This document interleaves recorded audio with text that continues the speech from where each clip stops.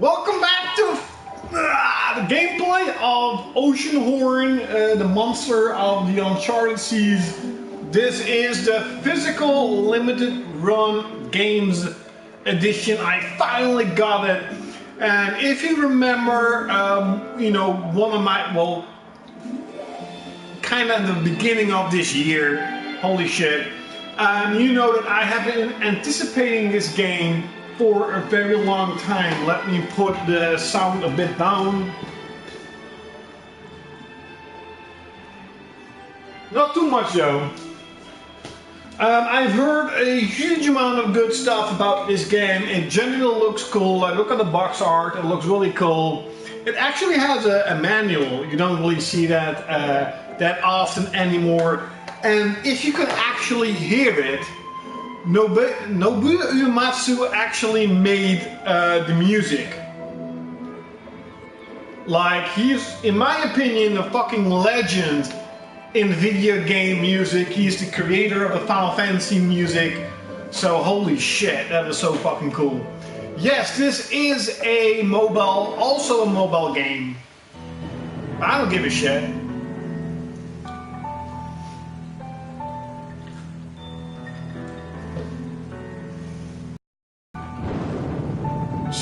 Nobuo Uematsu. That is so cool.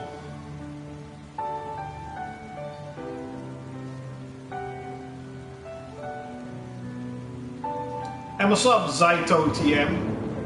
Why TM?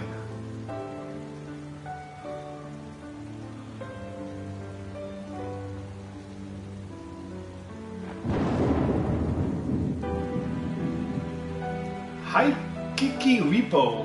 That's a weird I'm leaving name. tonight and I'm not coming back, kid. My fate is tied to a monster from the depths of time. Who's the guy? I hear its horrible sound echoing from the sea. It is coming for me again. This is all happening sooner than I thought, and I am forced to act. Whatever happens next, I'm not going to lose you like I lost your mother. This necklace is the last thing left of her. Keep it close and guard it well. I will give you my old notebook from my travels. It will guide your way to an island of a friend. He will help you to prepare for what is coming. Oh, sort of a I know robot. I'm asking too much of you, but this is the only way to stop Oceanhorn. Oceanhorn. Talk about Uncharted. I know it's already available in America, but tomorrow I'm gonna get it. It's on its way. I can't freaking wait. I mean, it is basically just Uncharted 4, but the female characters. But I fucking love Chloe. Like, she is my favorite character in Uncharted franchises. So you could expect my disappointment that she was not really in Uncharted 3 and she was definitely not in Uncharted 4. That really sucked. So I'm actually really happy that she has her own game, because from Uncharted 2 she always felt like a really interesting character, and that it seems that she already has or had a story to tell, and you couldn't really tell it. View controls. Shield. You don't have a shield. Wow. Oh, you can't really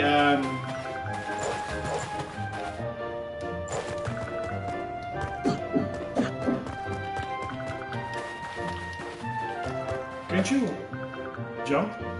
Ha! You can't even jump. That's kind of funny. Okay.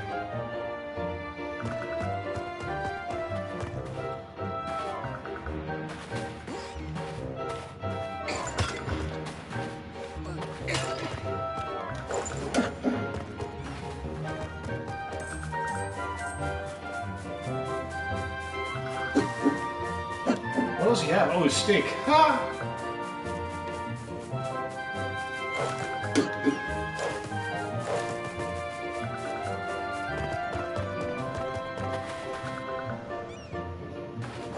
Minimap may reveal secrets. Oh, that's oh, you have a level. Oh, you can level up. Oh, that's cool. I love that.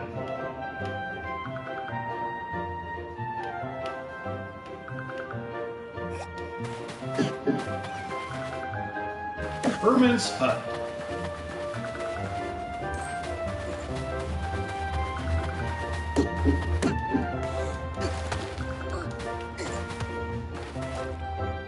Well, it's gone.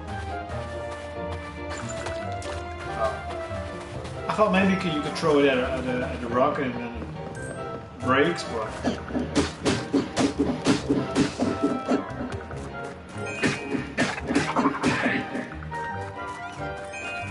Level 1 Vagrant.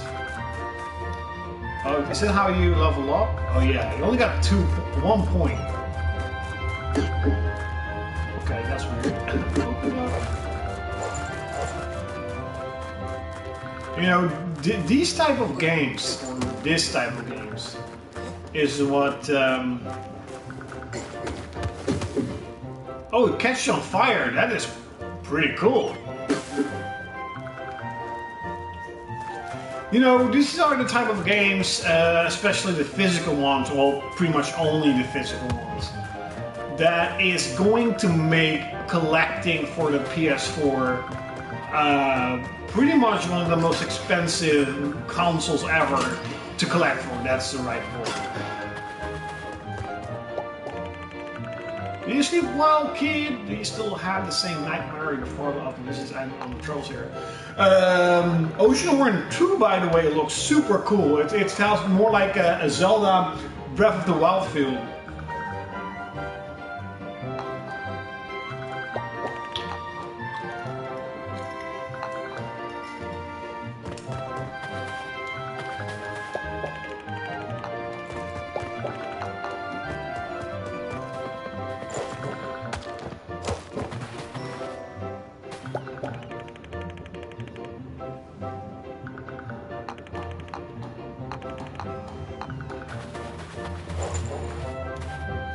How do you jump? I don't get it. Maybe you have to learn to jump? Coins! Oh, maybe you have to fall down. That's kind of... okay. Hey, someone back there.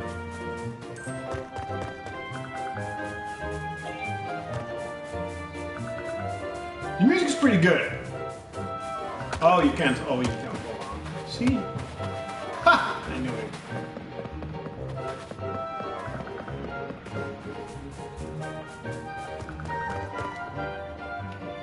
Go down to the dungeon. Oh.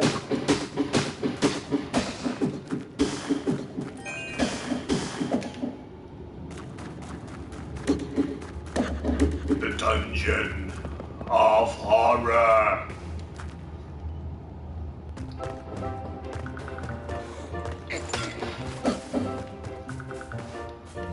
Drink. Whoops. Treasure chest. Treasure. Okay, chop down trees.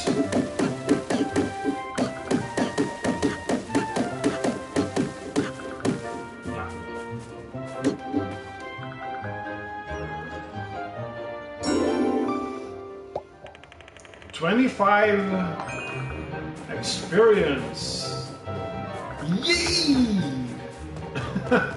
Oh, it's better than nothing, but yay! 25 whole experience. Ah, I don't know what.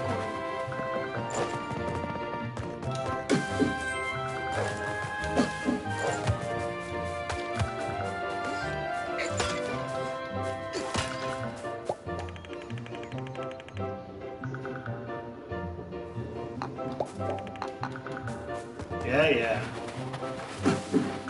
Come here, demon. Stick fights.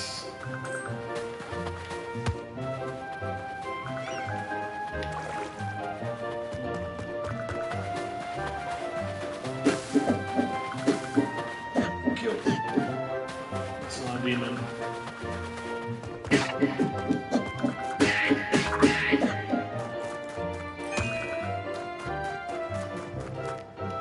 So the next game I am really anticipating from Limited Run Games is actually a game I have never heard of.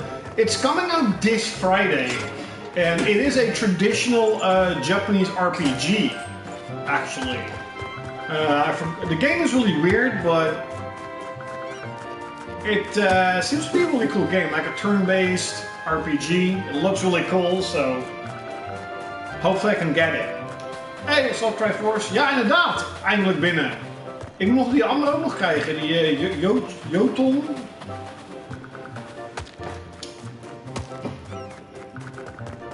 Joton! Into the cave of horror.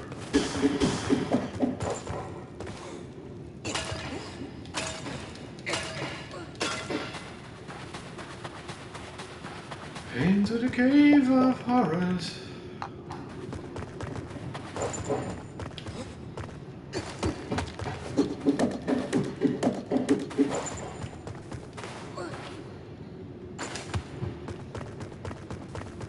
Okay.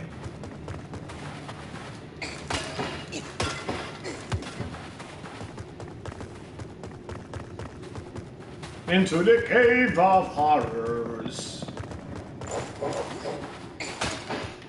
Ah! Die. Demon. Level 1 Vagrant. Just a little noob. Open the gate. Ah! That was easy. I didn't even need to push it. Push it, bitch. You can also just... No, you can only push, you cannot grab.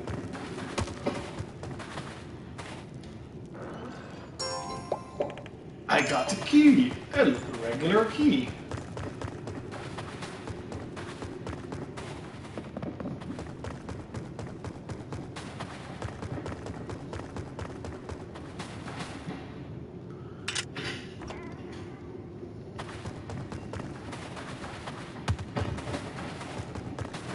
Okay. No, you cannot.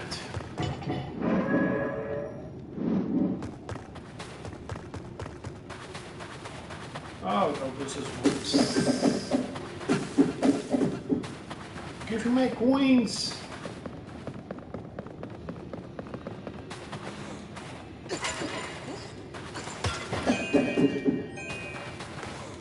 Kill an enemy with a jar. Ooh, do I get a lot of XP? Okay, that's cool. Ooh, a rock.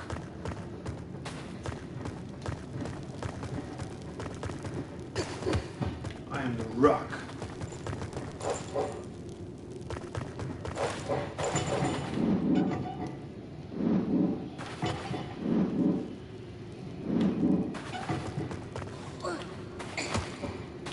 Hey.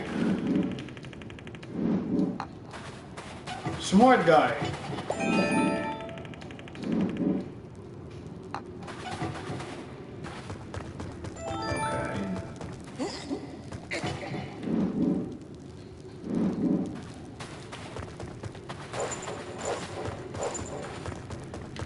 Why are you not giving me the stone?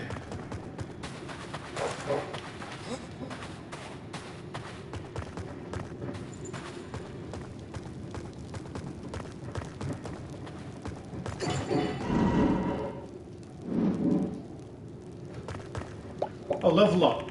You are a traveler, you got your health refilled and 10 points. That's it. You don't get more HP or you're not stronger. Okay.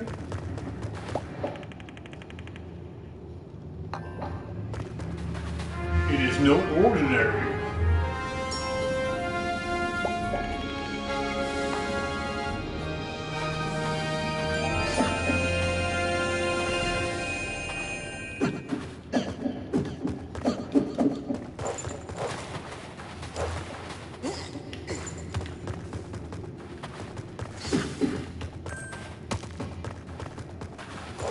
what you can do with the coins.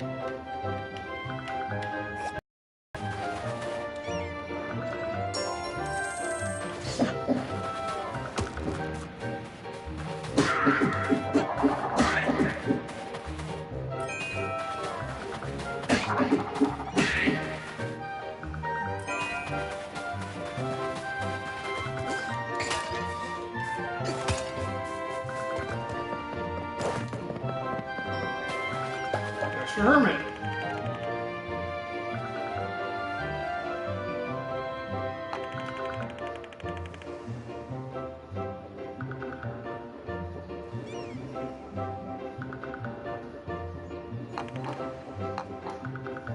I have a story to tell you. A long time ago, these islands were the mighty kingdom of Arcadia. The Age of Enlightenment led Arcadians to outstanding scientific discoveries. Engineering and magic ran deep in their blood. A foul war began as Dark Lord Mesmeroth, who had once been a promising candidate for an Archmage, led dire folk armies to a war against Arcadia. What's up, Elch? With the aid of his dark magic and the dire folk, Mesmeroth dug deep into the ground and brought to daylight something that should have stayed in the depths of the earth. Triloth, a mass of dark energy left over from the creation of the world. Black boats arrived to the gates of Arcadia, carrying the dark energy Triloth. Soon the light from the world and from the hearts of men. Yeah, I've heard it's a really good Zelda clone, has indeed gameplay elements of The Wind Waker. After the catastrophe, 3 sea monsters appeared. One of them was Oceanhorn. Oh, it is a vile creature, born under the dark burning light of Triloth. Although all of these monsters were powerful, only one has survived up to this day.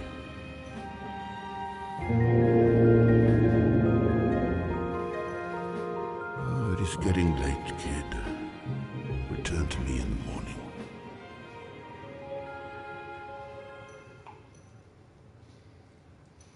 morning. Return to me in the morning. Yes, I've heard a lot of good stuff about Oceanhorn, and it's a really big game for Limited Run.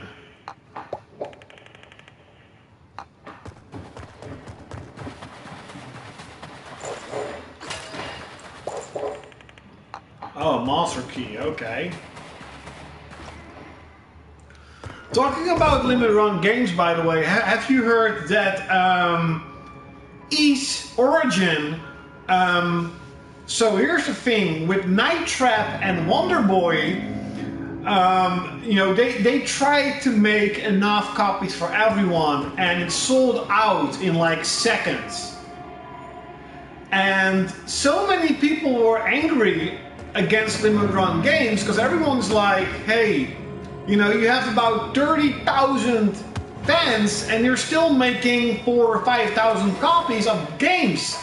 You know, even if you make 10,000, they will still be limited. You know, why don't you produce enough games for everyone?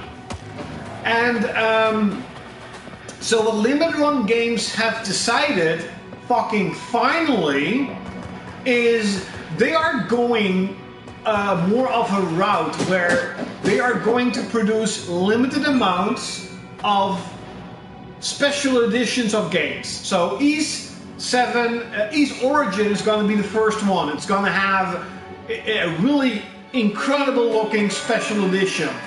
And those will only be like, I think we're at 2,000 or I don't know, it was only a couple, it's not a lot. And what they're actually going to do is the standard version of East Origin, they are going to have a open pre-order fucking finally. So for I think it was 4 or 5 days, you can pre-order East Origin with limited run games, and for example they have 5,000 orders. That is the amount they are going to produce. And what they hope to achieve is that it's of course going to get a high amount of pre-orders, and that maybe if it is a success, they are going to do this for more games, especially the bigger ones.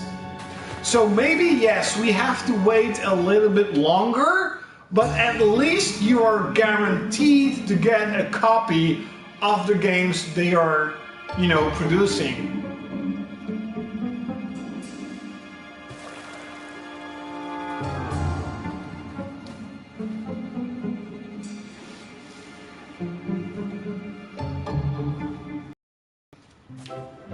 Well, Helge, they don't really have a license to publish an X amount of games. The way that they have told me, because I talk to Doug, not a lot, but once in a while, and I think it is also something that he said in public, is that, for example, with East Origin, they go to the developer for that game, and then they say like, hey, we think this amount of copies are going to sell. How much do you guys want? So for example, if the developer says, oh no, we only want 5,000 copies, that is the amount they can make, right? So that seems to be the case. Now that limited run games is getting a lot more popular and a lot bigger, I think that more developers are seeing like, hey, we can sell a lot more than just 5,000 copies. So especially for the bigger, more popular games, this could be, really, really good.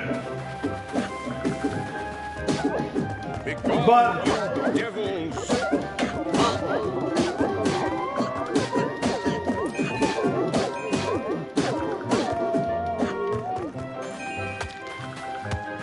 there is one small misstep, sort of, with East Origin and also Wonder Boy, is that it's also available on PlayAsia, and it's the exact same game. I ordered both of these games from PlayAsia, and they are, the Asia English release. So, they're the exact same game, and it's less expensive. Relics that hold the power of gods. Their purpose was to maintain the balance of the world, but they lost their power in the catastrophe at the same time as Oceanhorn appeared. I believe that was no coincidence.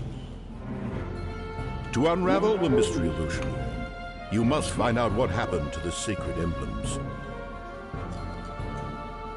Here is what I know of them. The emblem of Earth that belongs to the Aru people is hidden in the Perta Desert that was once a vast and beautiful forest. Most of its beauty withered along with the Aurus, wise and fearless bird people. Yeah, it's really a shame that Nintendo and Microsoft don't allow publishers like Limited Run Games to publish their game in small quantities. And that's why a huge portion of its physical library will be missing. I mean, Limited Run Games is now at what, 60 games or 50 games? That is a large part of a library. It is time to begin your journey. Yes, that's why I talked about it in the beginning of the stream. This is the only way to get to RPG as Oceanhorn. defined hearts What happens is actually that a traditional Japanese RPG that I want that game. It looks really cool. I saw some gameplay. I'm like, okay, this is cool. And also the the box art looks so fucking cool. And it's coming out this Friday, so hopefully it's not gonna sell out in seconds. But, you know, since at work I can easily do it, I never missed out on a game, because I'm pretty much the first one who was getting it.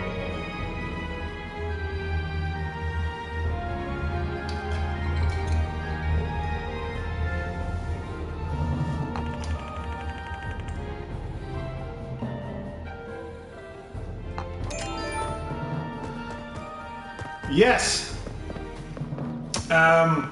Like, the Switch is also becoming an interesting physical console. It seems that a lot of indie games are getting physical releases on that system. But it's still nothing compared to, you know, the support what PS4 is getting, especially because of Limited Run. And don't get me wrong, I would love to see all the Limited Run games also available on Nintendo or Xbox. You know, at the end of the day, the only thing I want is more physical games. So, you know, if Nintendo and Microsoft gets on that Limited Run bandwagon, Limited Run will have a lot more support. And there are already a couple of really interesting titles on the Switch that are digital only. I don't really know that one, what's that one game? It's like an action RPG with really old school graphics. You have, what is it, Super Blaster Monos. Is it like Blaster Master? That looks like a really cool title, but they're all digital only, and I'm like, it would be awesome if Limited Run Games could publish these games, you know, physical, but it seems that Nintendo and Microsoft are not interested in physical software, especially Microsoft. I mean, they are pushing their Game Pass so hard. I'm like, no.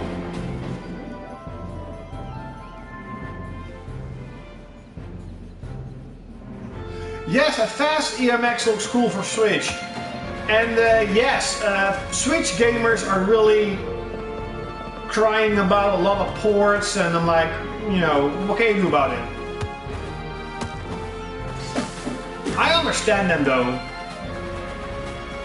Well, the other game, Redoubt, is coming to PS4, but the game is $50.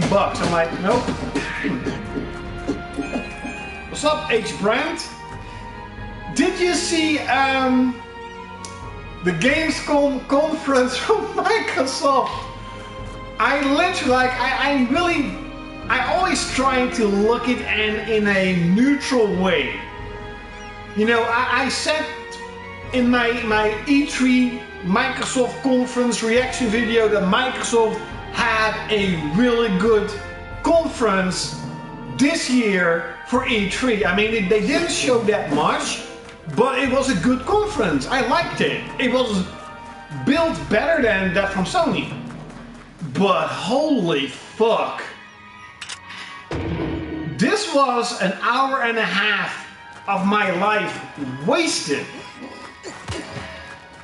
And that Aaron Greenberg or whatever fat guy, he was talking about Microsoft having the biggest exclusives, best library. I'm like, what? He even mentions Quantum Break being a masterpiece. I just could not stop fucking laughing. I mean, I understand that, you know, you have to be, how do you say that? Not insecure, but you have to be confident in your product. Like, if you're Microsoft, you're not gonna say, oh, our system sucks. But seeing you have the biggest and best exclusives and this and that, come on, come on. You know, don't be a fucking idiot. Because you should know everyone's gonna laugh at you.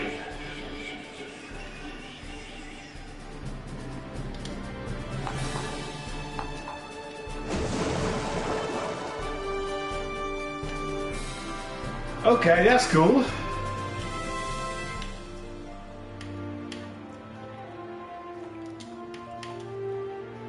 Why can't I freaking?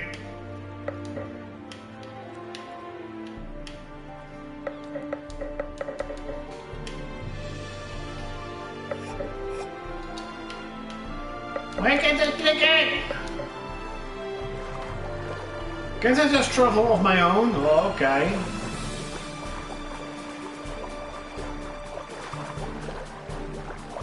By the way, this game actually looks fairly good. It doesn't look that bad, to be honest. I mean, if you... That's pretty cool.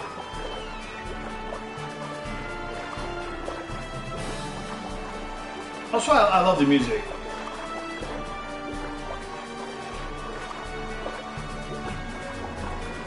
Yeah, that was really weird.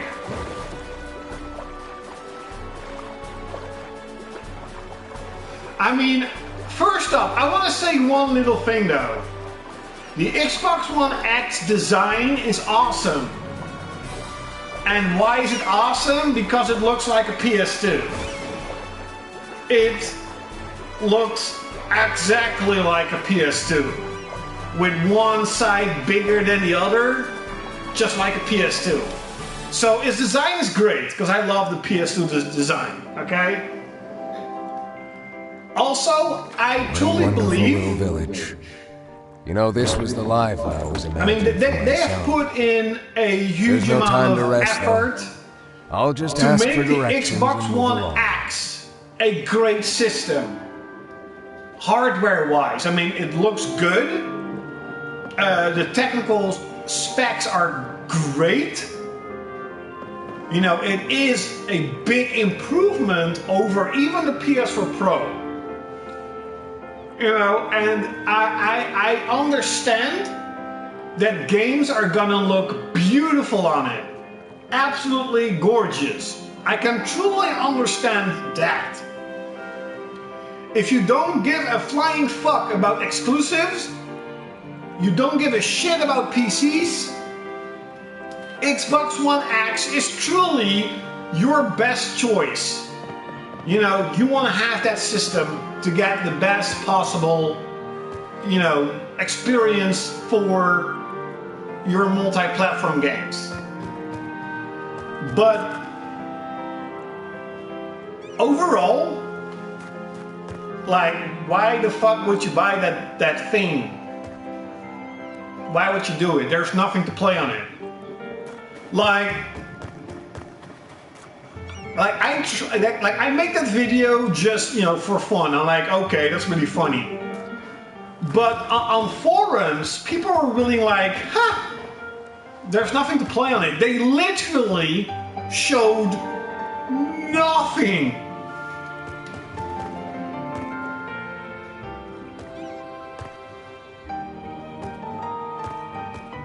PS2 is no. To be honest, I'll be fair.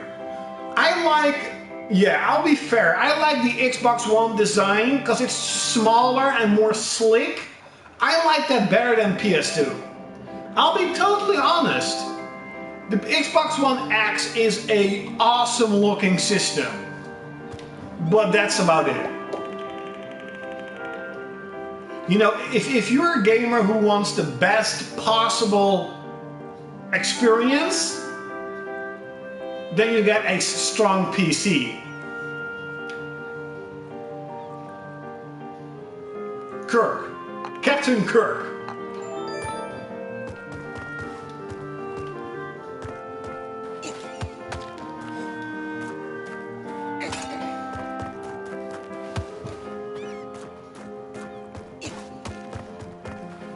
PS2 Slim, yeah, that's a cool design too. It's really small.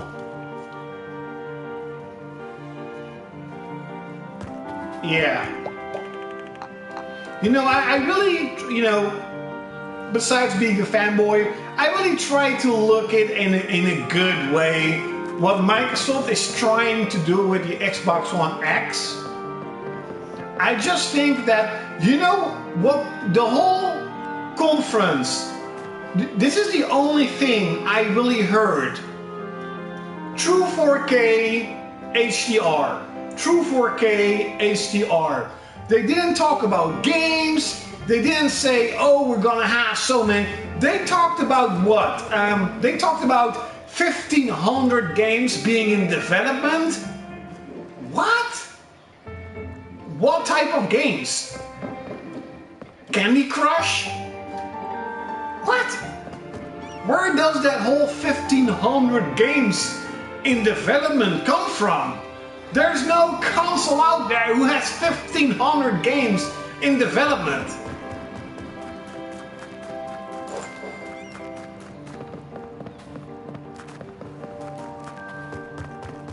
Great music, by the way.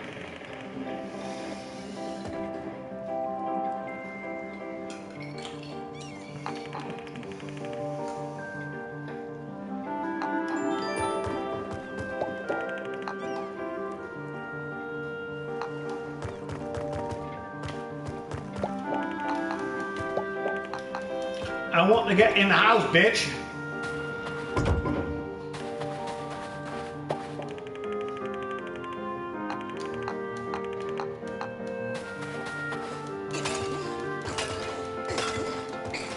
If this music would be in a Final Fantasy game, everyone would, well, everyone does love the music in this game, but I mean, this music is like perfect for Final Fantasy. You can really see that it's Nobuo Uematsu. You can really feel it. You can hear it.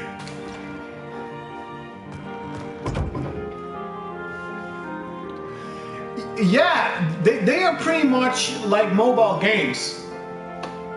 You know, there are no 1,500 indies and AAA games being developed for the Xbox. That's not true.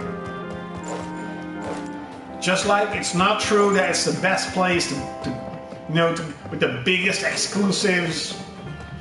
It's not true.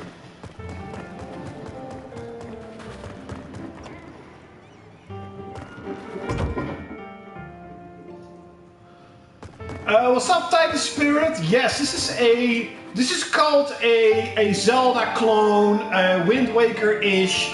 Its music is made by Nobuo Uematsu. He is the one who made Final Fantasy 1, 2, 3, 4, 5, 6, 7, 8, 9, 10, and 10-2, I think, music. And, you know, if you play the older Final Fantasy games, you can already hear that this is his style. And this is the limited run games physical copy. Look how cool it looks. Look how cool it looks. And this game is getting high praises. If I'm not mistaken, the game already sold 1 million copies. So that's really cool.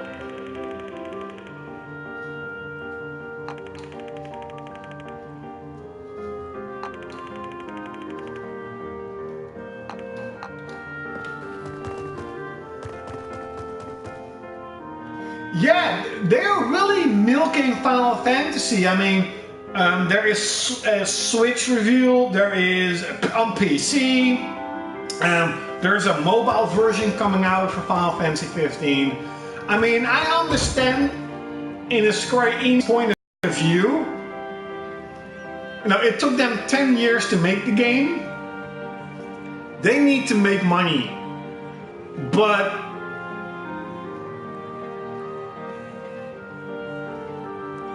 Like, Final Fantasy 15 is not a bad game. It's not. It was decent. I enjoyed it, but at a artistic standpoint, Final Fantasy 13 was 100 times better. It looked more interesting. Final Fantasy 15 is just too Western. I don't give a flying fuck about open world, action-based combat, blah blah blah.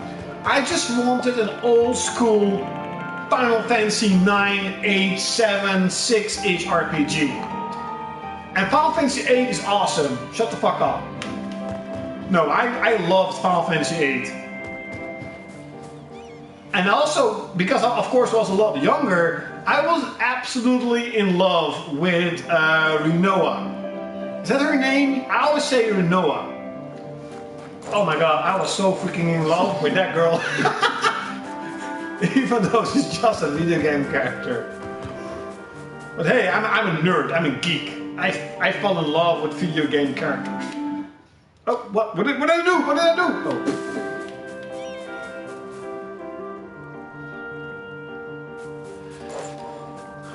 Yeah, I don't know. Well, you know that like action-based RPGs are actually really cool. Stuff like Ys. Come on, Ys. It's fucking awesome. I can't wait for Ys 8. Tales of games always have an incredible action-based combat system. Just the combat system in Final Fantasy 15 was just... Ooh, what can I buy? Oh, recover from death. Recover from death. Ooh, I like that. You know what I think about playing this game? Of Alundra. Alundra also had the hearts and the coins that were not easy to gain. And you could also buy life that was incredibly expensive. Yeah, it kind of reminds me of Alundra.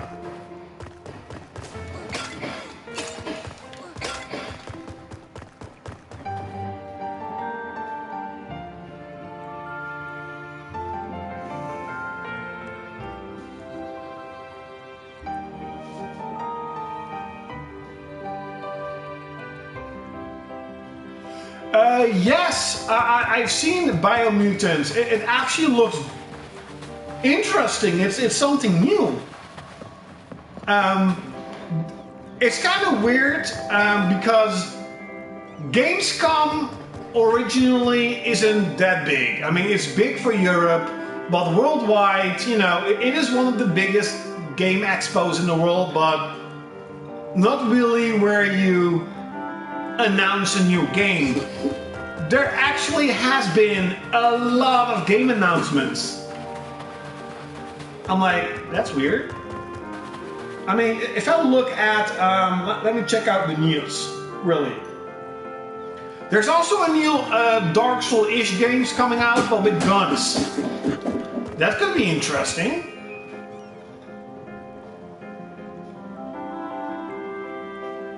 Oh, cool! Bubsy the Woolly Strike Back launched with a physical game.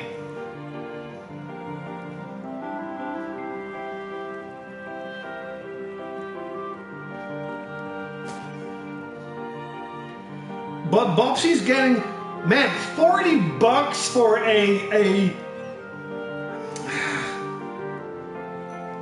for an indie game. $40? Come on. Okay, let's check it out.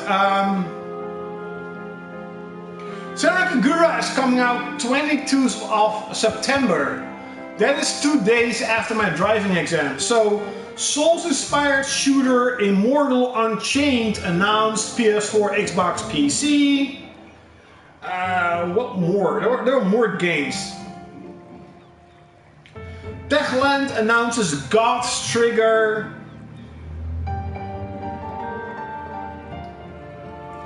There were a couple of game announcements this couple of weeks. Oh, did you by the way see the Gran Turismo model? That's gonna be pretty good. Battlefield 1 is releasing a physical with a complete edition, has all the DLC in it. That could be fairly cool. I mean, that could be cool.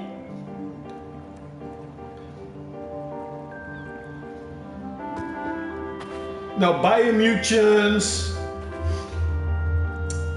Rise of Tomb Raider, Hidden Dragon Legend, Fear Effect. Now that was unexpected. Fear Effect is coming back. A story-driven horror game, Close to the Sun. Have never heard of it, but that also got announced. So.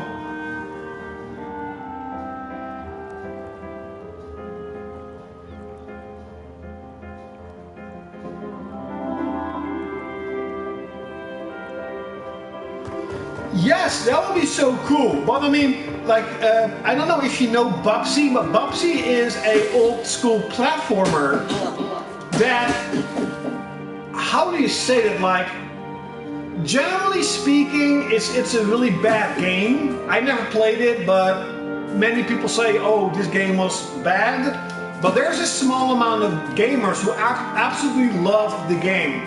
So it's getting a new game. I mean, that is cool. That's always cool. You know, you never know. Maybe it's going to be a success. You don't know. But they announced a super limited edition physical copy. And it's going to be $40. Come on. $40? That is too much. Why can't I open the door?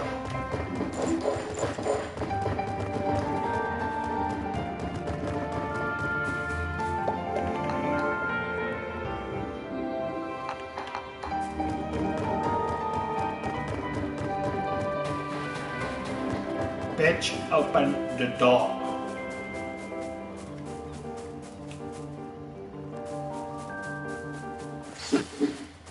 Yeah, you know, like, a game like Bubsy, it's cool that's getting a physical release, but I'm like, yeah, I'm not really interested.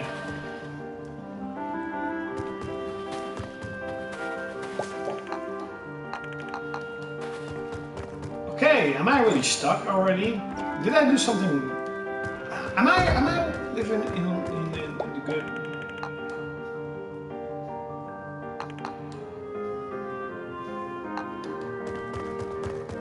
Okay, but oh, there's a.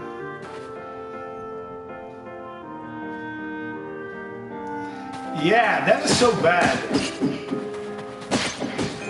Though I want to say one thing though, is that, and this sounds really weird, but the Nintendo Switch is proving that old school games are still, you know, people still want them. Street Fighter 2 sold what, 400,000 copies. Blaster, Master, whatever, sold 100,000 copies. Is it Kemco or Kimco? That old school hack and slash-ish RPG sold like 100,000. Bomberman sold a lot. So, you know, it has to. Crash Bandicoot sold up more than 1 million, if we have to believe video game charts. You know, so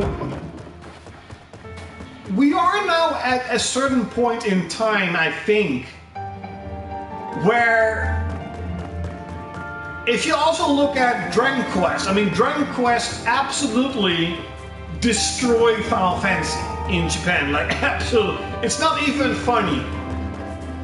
And Dragon Quest XI is like a traditional old school RPG, what Square Enix said people didn't want anymore. That's why they're trying to reinvent the wheel every fucking time with Final Fantasy. And I just hope that all of these good news for all of these old games are sending a message to every developer out there, especially Konami and Capcom and Square Enix, that people still like their old school stuff if it's made properly. You know, if it's just a crap game, then of course nobody wants it. But if you really make an awesome RPG like the old days, people are gonna like it. People are gonna buy it. I mean, I am not joking. I am going to get a freaking week off when Dragon Quest XI comes out. Cause fuck no, that I've been waiting so long for Dragon Quest. The last one I played was Dragon Quest VIII. I want to play the game, and I'm not gonna wait on my work, you know, for fucking 9.5 hours each day to finally be able to play 4 hours. Nope. I want that bitch right now. I still have no idea what I should do.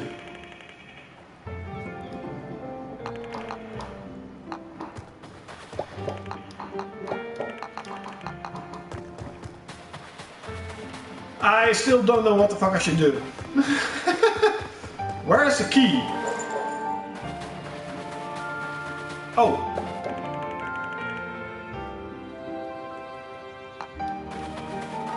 Oh, am I finally... Oh no.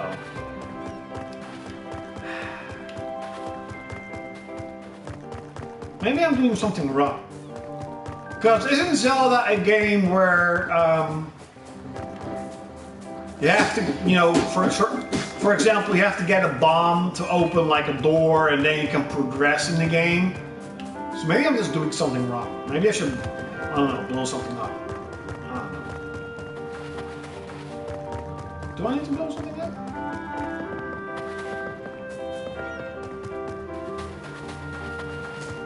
Oh, there's... Oh, the Adventure Guild.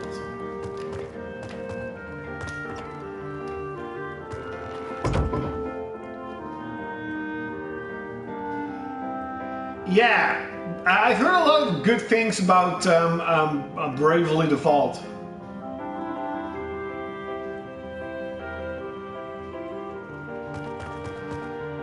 I expect a lot from Tokyo Game Show, but also PlayStation Experience. Heck, to be honest, I even expect them to announce something at Paris Game Show.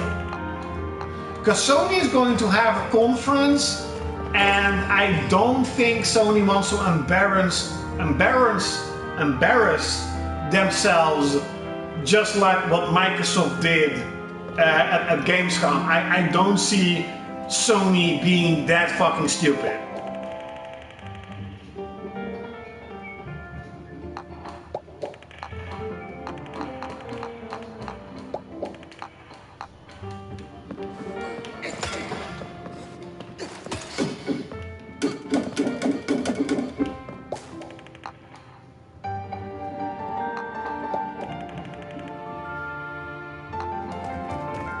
I will reach the fucking master level.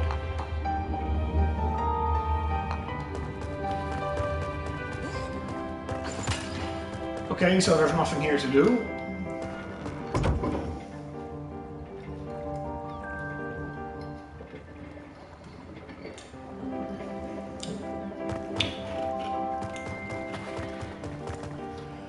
Sony already announced that they did that.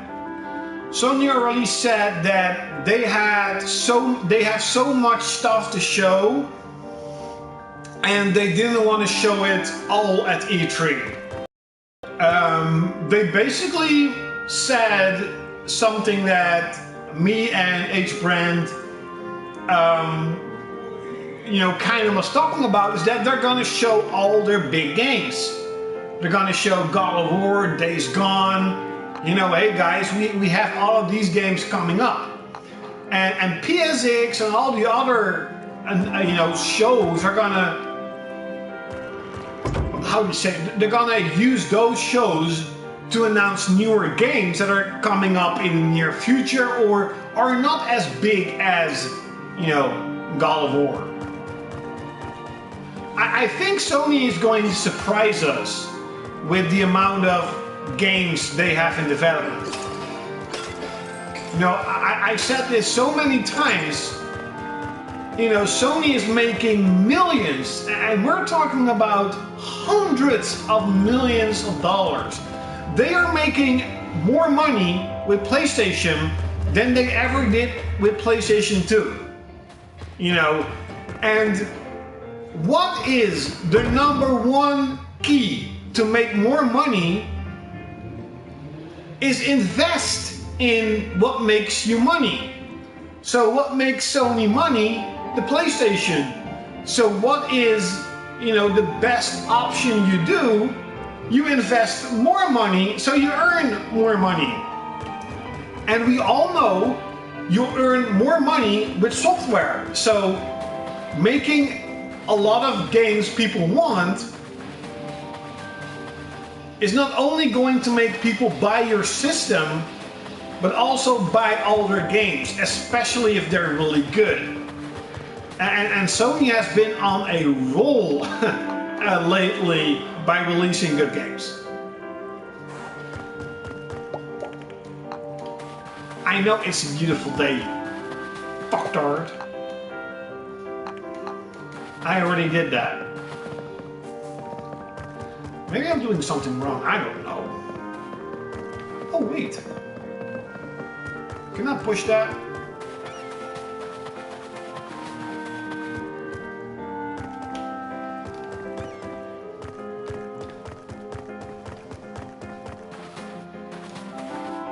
No, cannot push.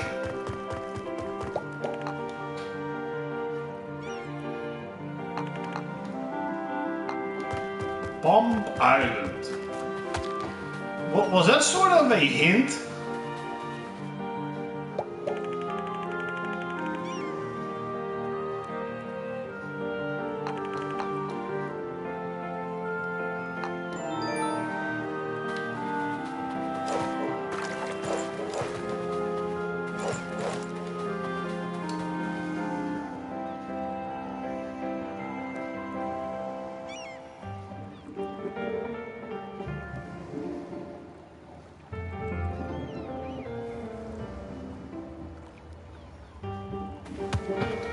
Yeah.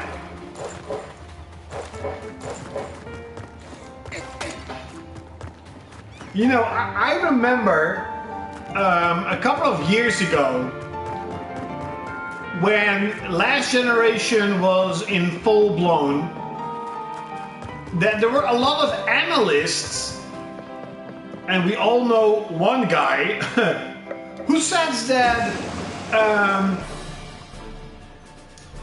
single-player games are dying. People like their multiplayer games, and slowly we are almost not going to see the biggest developers invest in single-player or single-player only games. And if you actually look closely, we are seeing an increased development in big single-player games. I mean, a lot of these single-player games, even like Final Fantasy, are also, or are going to have, you know, some sort of multiplayer aspect in it. But there is a huge amount of single-player games coming up because games like Zelda and Mario and Uncharted and The Last of Us and now Horizon, you know, really have showed that people really like to play as a character, to, you know, experience a grand adventure and, you know, not only mindlessly They say this was the place where Triloth was excavated. Now people come here either to work at mines or buy bombs. They say you should never enter caves or dungeons without some bombs. Could be some puzzles in there, I guess.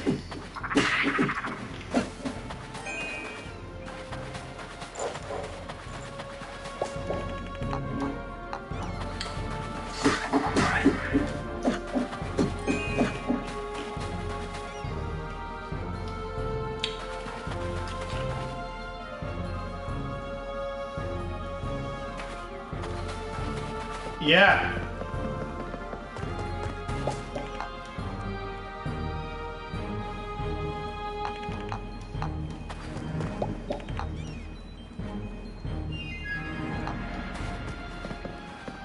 Bombs! That was by bombs.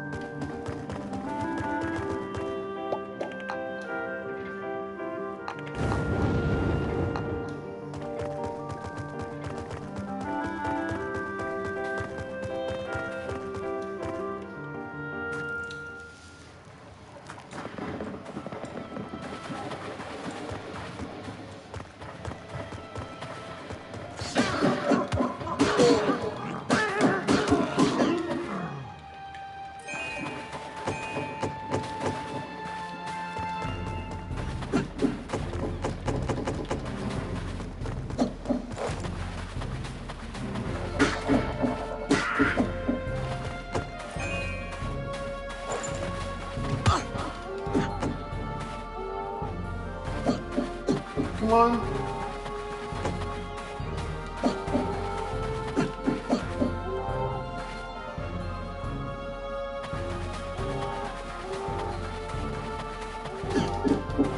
Oh.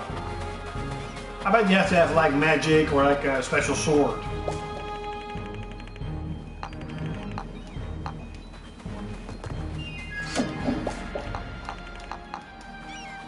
What are those red things though? They have to be something. Maybe like special items or I don't know, I'm going to weapon.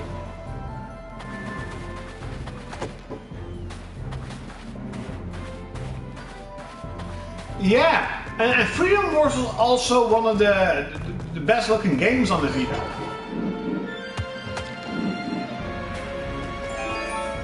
Oh, okay.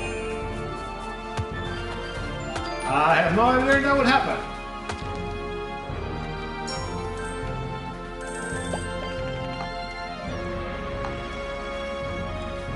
Pumpkin seed. I don't see that.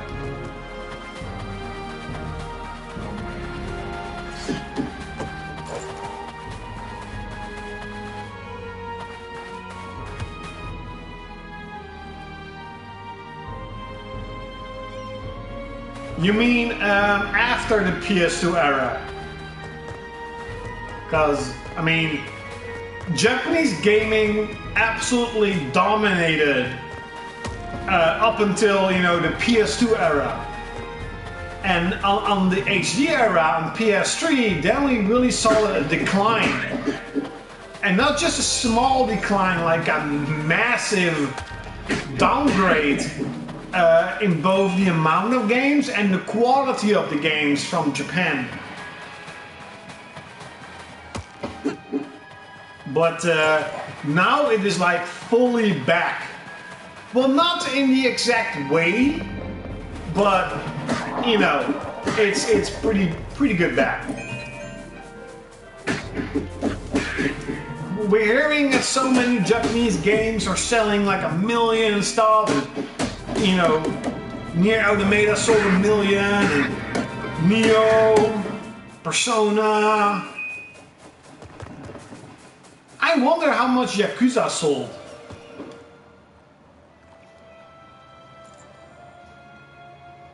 Well, PS1, especially like PlayStation 1 RPGs, they're really, like 2D RPGs back in the day were really something special.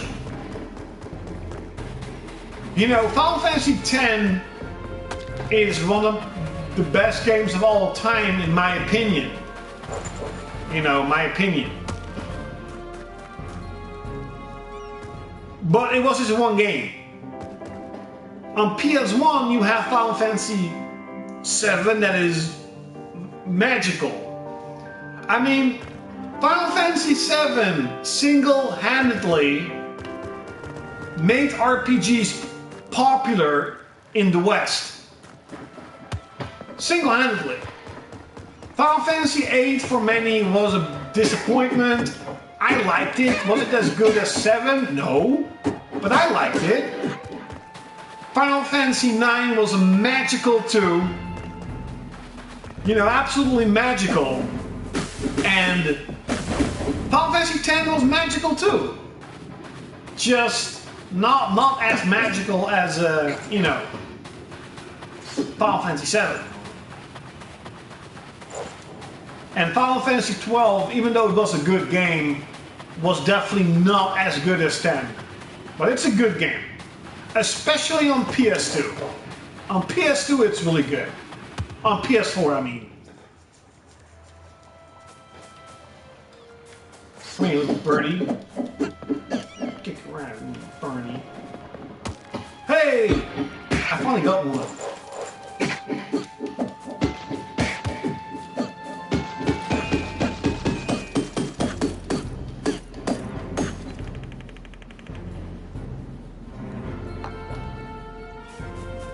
Okay. Can I see that? You don't see that in the map.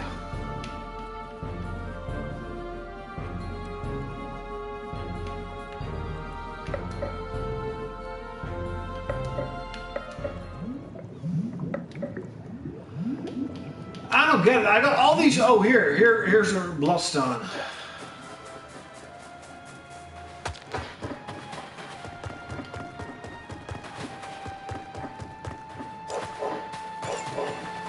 That is true, though.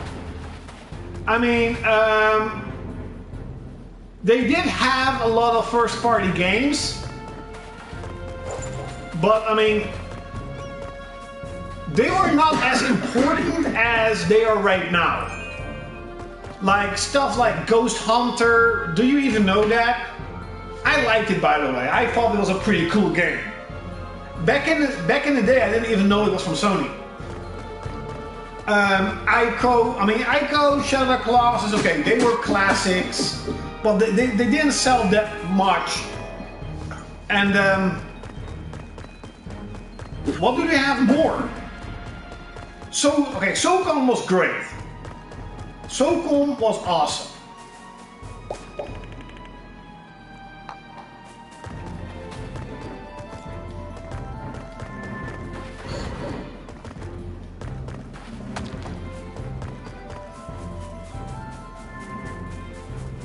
Oh, there's so they had SOCOM, they had Ratchet & Clank, Jack. That's not really true. I mean, they had Ratchet & Clank, Jack and Daxter, Sly Raccoon.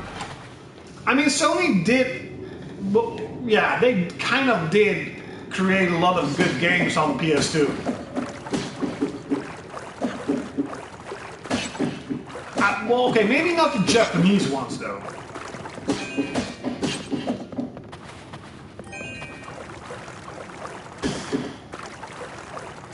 Okay, yeah, Japan Studio. Okay, yeah.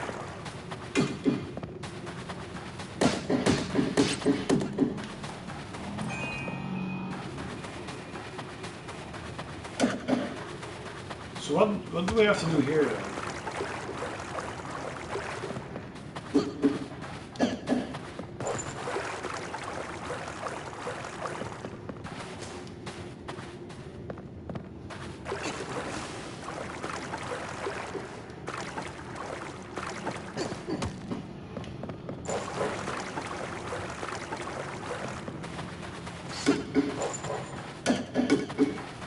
Finally in the cave, and I'm still stuck.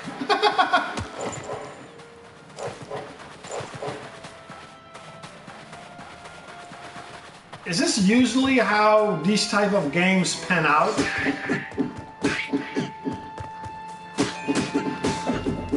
Like, maybe I'm doing something wrong, but it seems I'm like totally stuck. Oh, I can go further.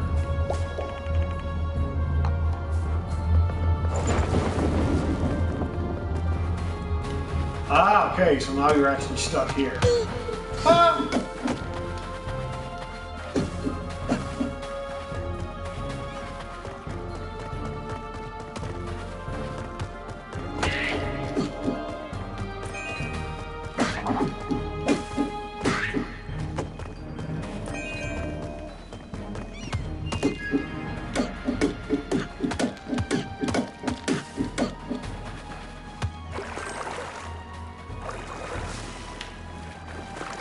Oh, you can swim. I didn't know that. Am I stuck now? Oh wait, I have to swim back to shore. Oh, you actually... You drown. Okay.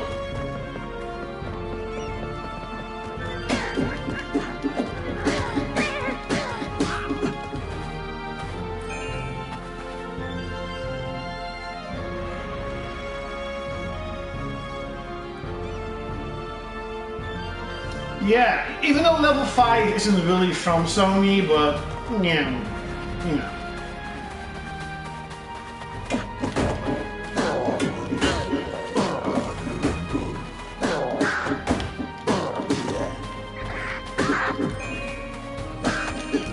I got 7 points.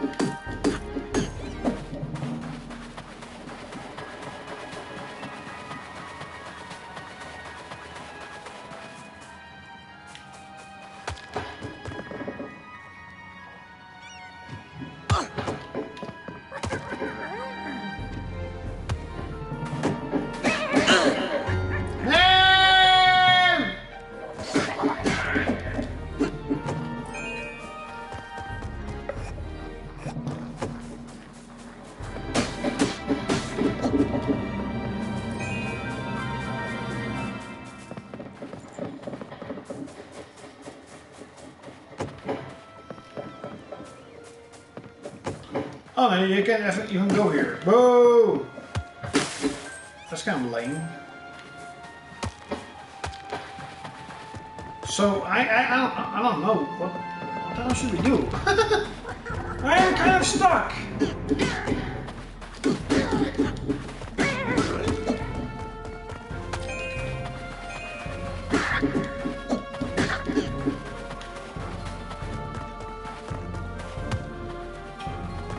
Oh, here. Can you go here?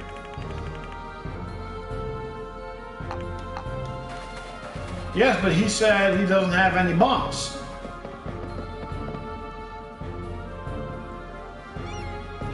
Yeah. Can't wait though. What was at the end of September? Was it Tokyo Game Show? PSX in November, right?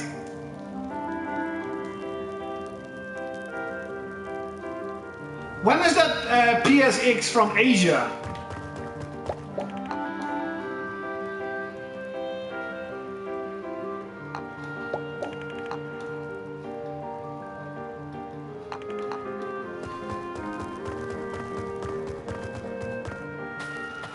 Okay.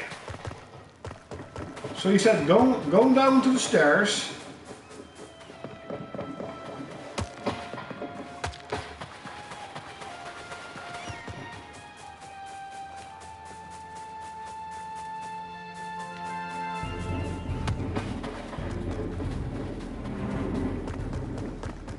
Go up the stairs and follow the lamp.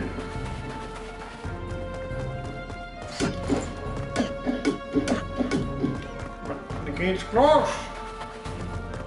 Oh no, go to the beach, he said. Go to the beach. Oh, here, follow the lamps.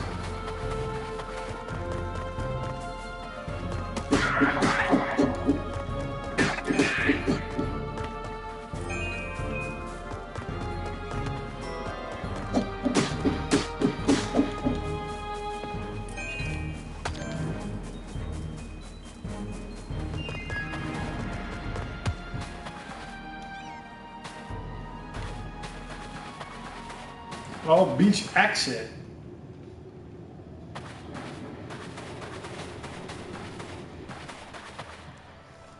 October is PSX Asia. Yeah, Tokyo Game Show is on. Oh yeah, that was 20 September, the day I have to take my exam. How do you open that gate though? That is weird.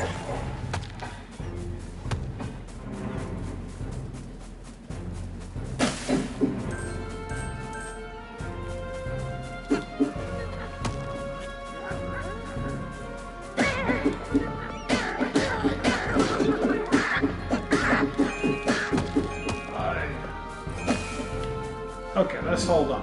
What was here?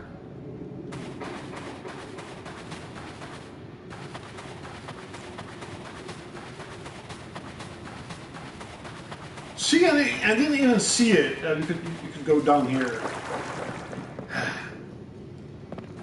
Can't wait for Tokyo Game Show. And PS6. It's gonna be cool.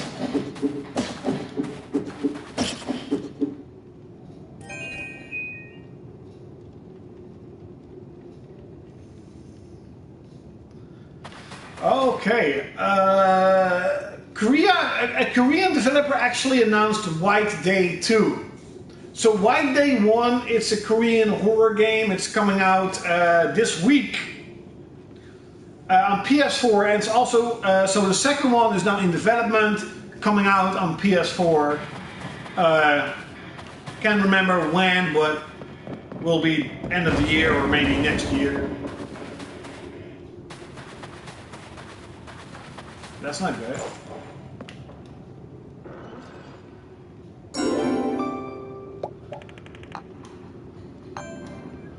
Yay!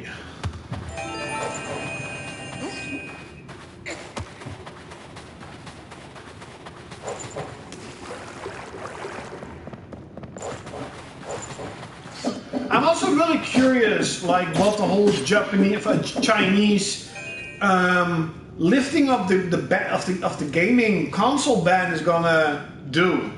I mean, we already have the first physical, English subtitled game. The second one is coming out. I'm not entirely sure if that is subtitled though. Oh, here's definitely like a bomb.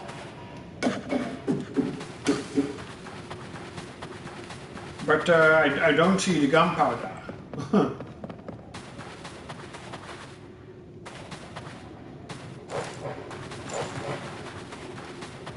Shouldn't there be gunpowder here?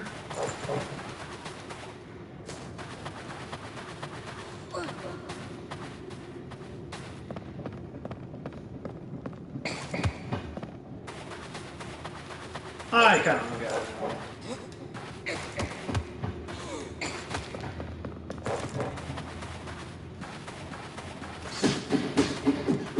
Oh yeah, that will be cool.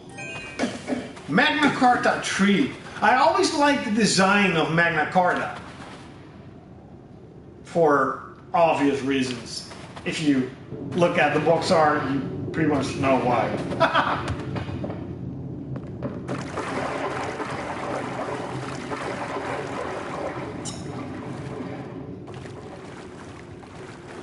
How can I get out? And then we're gonna go up.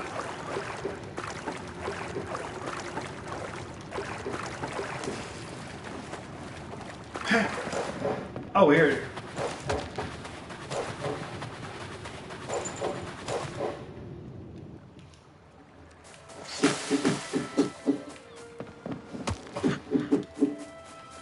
I don't get it though. The door doesn't open.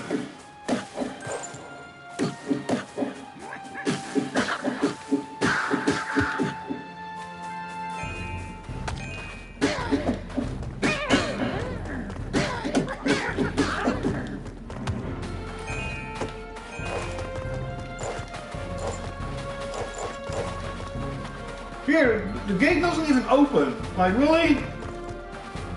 I don't see a... I don't see a fence. I mean, a switch.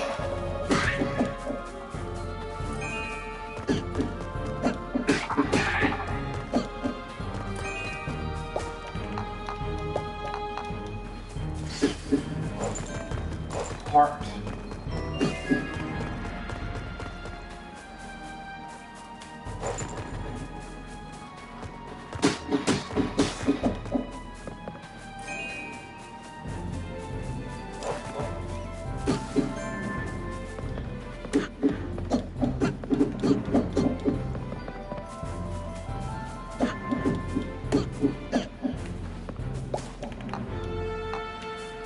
Yes, I understand that we have to use the gate, but the gate is closed.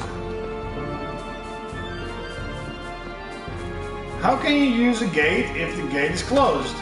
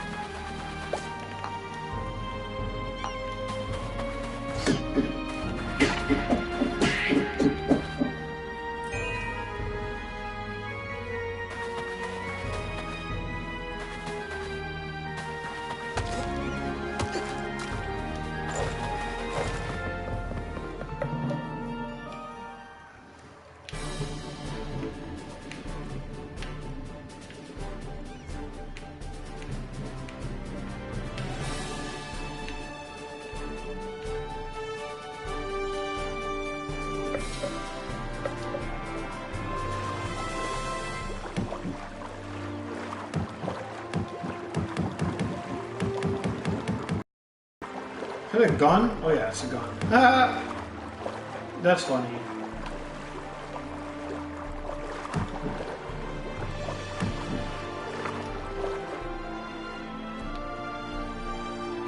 Can't you just auto?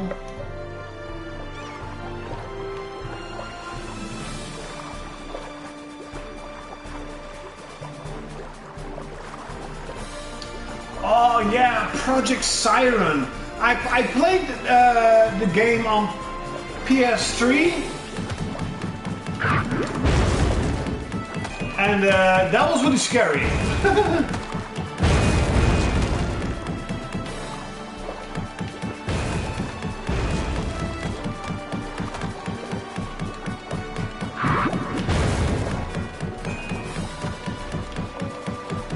You know, that game was fucking scary.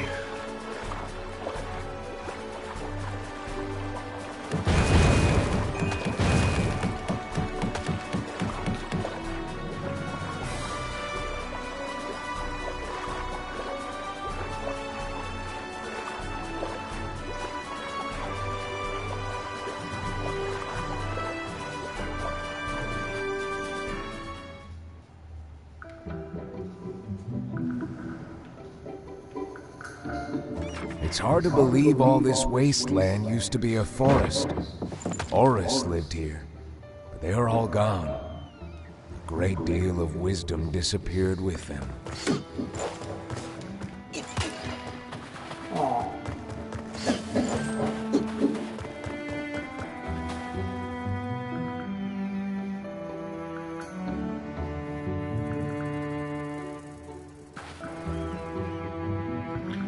Babsy!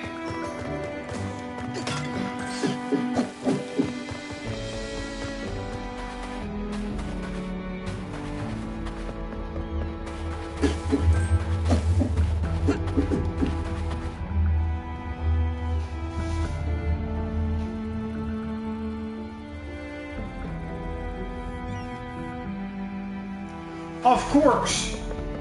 I mean, Gravity Rush 2 is a great game.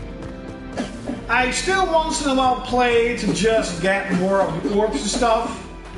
And the cat is extremely likable. It has a good story. You know, we talked about so many times what the bad part of the game is. But you could definitely see that it was not a AAA game. Even though, generally speaking, for me, I love that the game runs at a solid frame rate. You know, it has a beautiful art design, incredible music. That is more important for me than super graphics.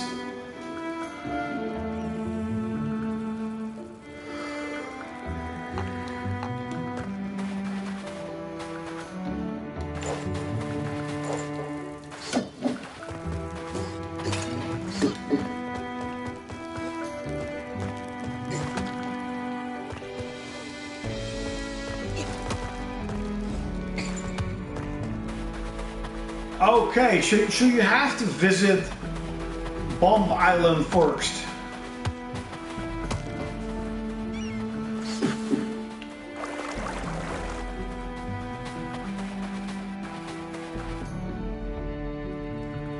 No, Guild Rush, Gravity Rush 2 runs at 30 frames. Gravity Rush 1 was 60 frames.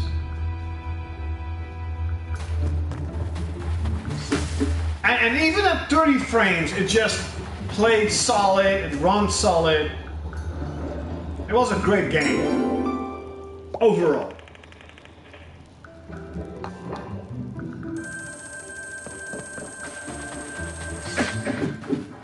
I liked it a lot. And Cat is super cute. Kawaii!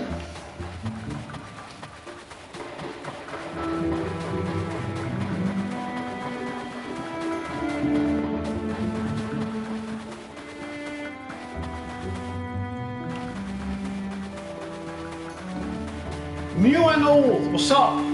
This game looks boring. No. It's complicated, let's just say that. The game doesn't tell you exactly what to do. So I'm running around thinking, what the fuck should I do? But I mean, you have to like a game like this.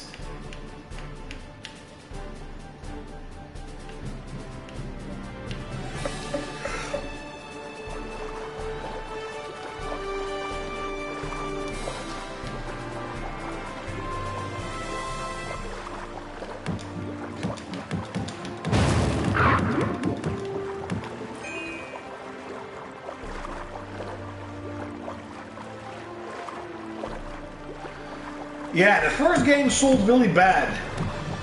I don't know how much it sold on PS4 though.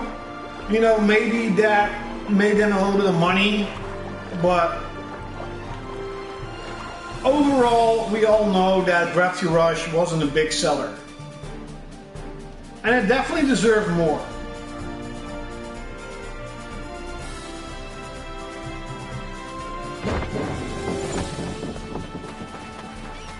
Okay, this is a small island.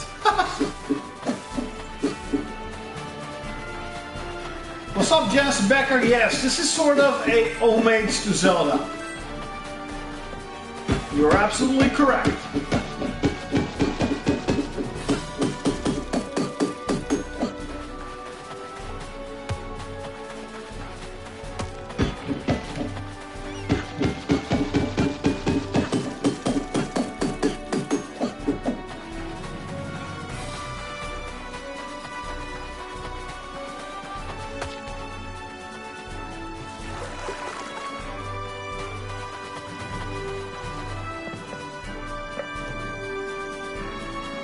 Hey, Alice!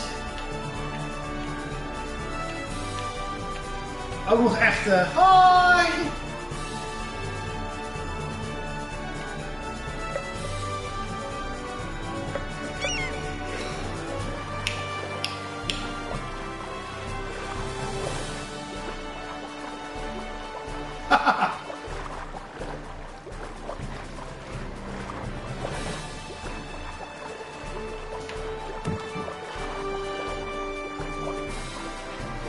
Ik heb het toch al gezien. Super cool. Die!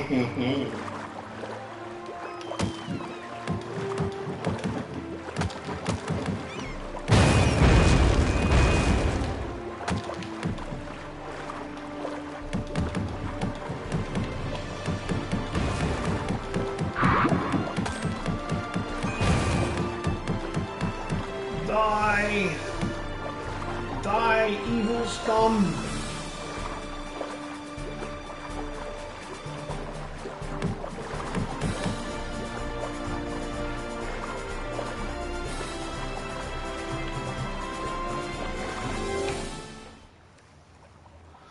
Bomb Island.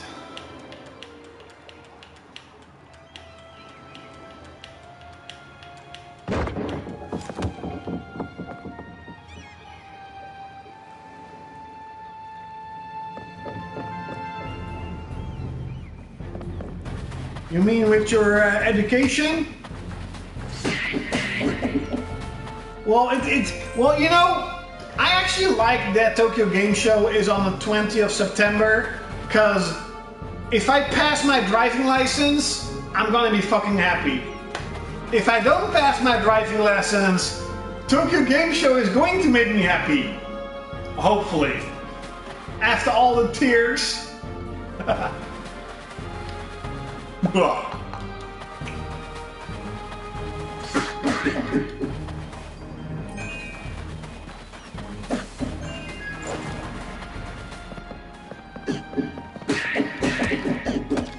Yeah, well, not exactly win-win, but at least not a total loss.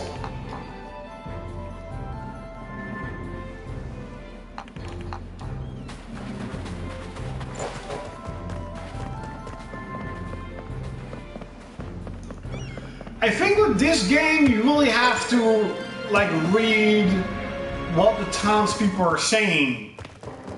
Because this guy is...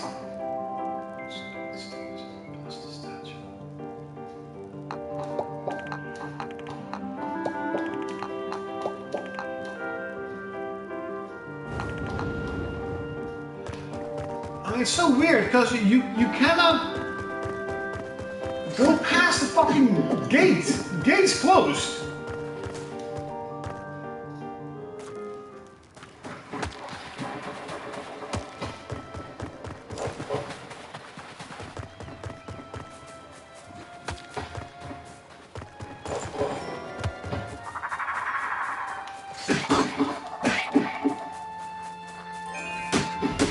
I don't get it. The gate is closed.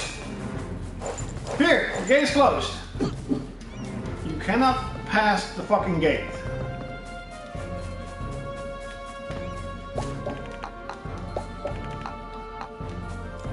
Use the gate instead, but the fucking gate is closed and you cannot get here.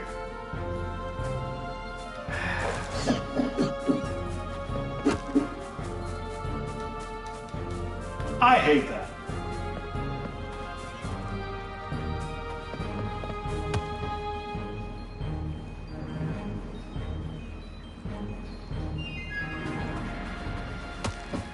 Yeah, that would be so cool. If they announce like a double A or even triple A budget Freedom Wars, I mean, that could be really cool. I mean, we are already seeing more, you know, Soul-ish games, more Monster Hunter type of games coming out. So who knows?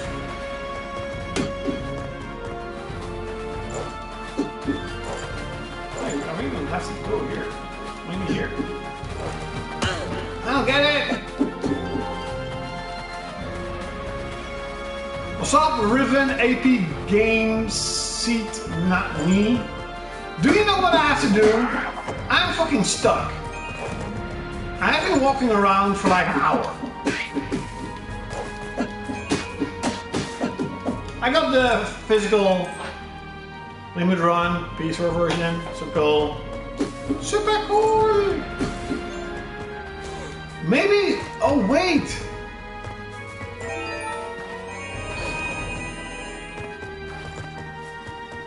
Does that open the gate? Oh. No, it does not.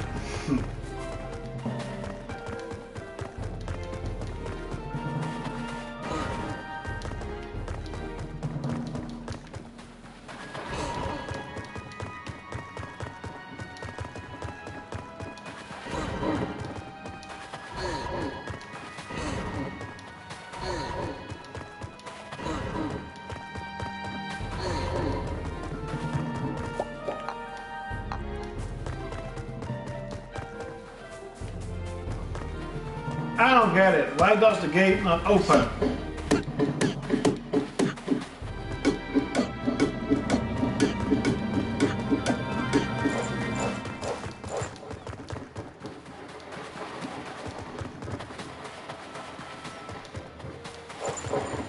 Wild Arms though, that would be so cool.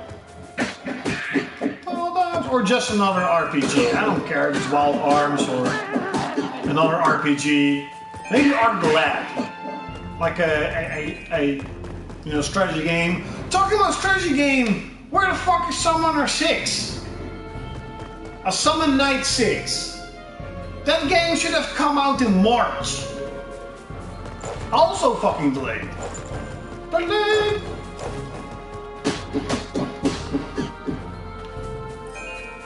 I really think I have to do something here though, I just don't know what. Do I have to go here? I really don't get it.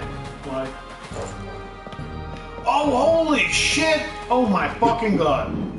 You cannot be fucking shitting me!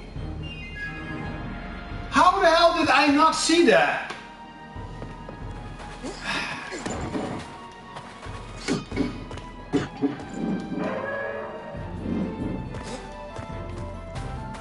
Oh.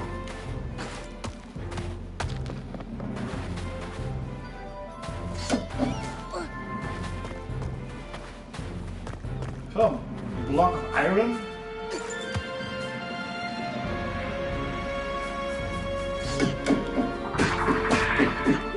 Well, at least I'm further in the game now.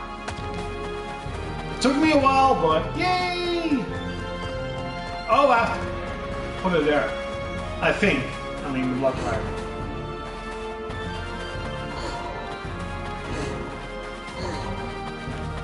Ah.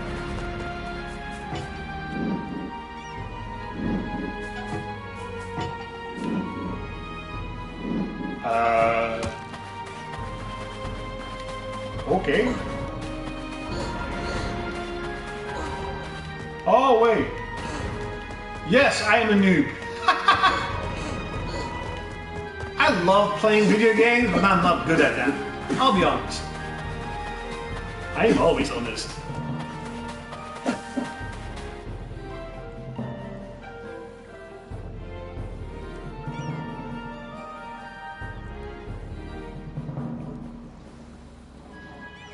Really? Well, thanks a lot. Lucky for me, dude, I got it.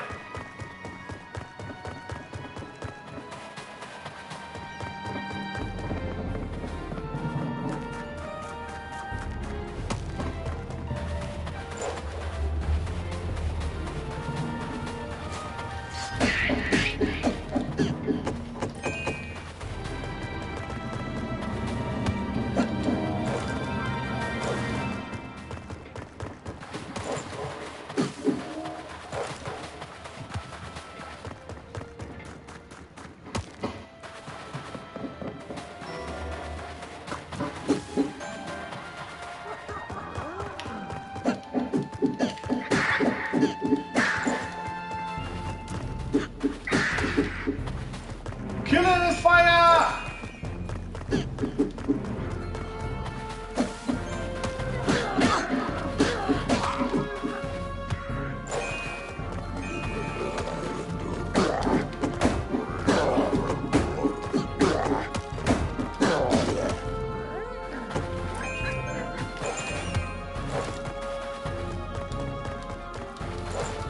I still need to beat the first and second DLC from Neo.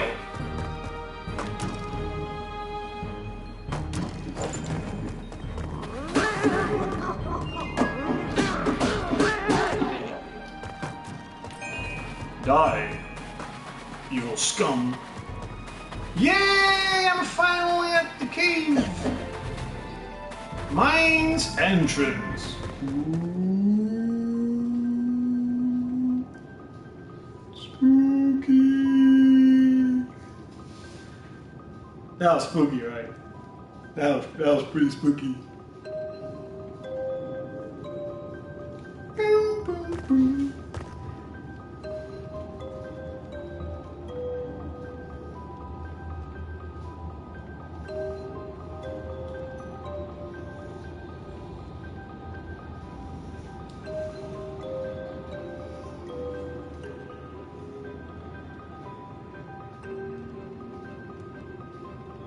I don't know.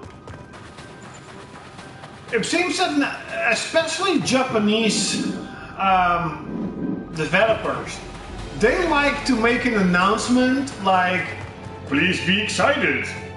And then, or it's just fucking lame mobile game, or it's an announcement to tease a game with an announcement. And I never understood that. That's not even funny.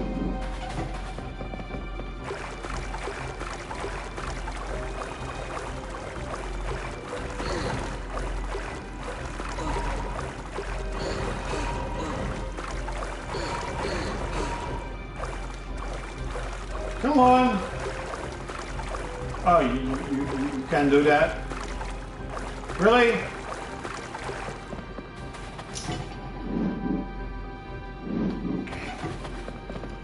Okay. Oh, wait. That's... I'm not gonna say anything.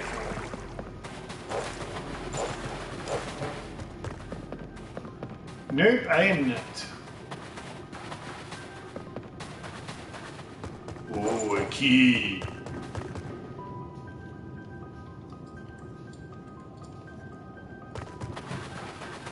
I don't know if they have. I bet they're working on the game for a very long time. But I mean, maybe they looked at Monster Hunter Worlds and they were like, shit, that game looks a lot better. I don't know.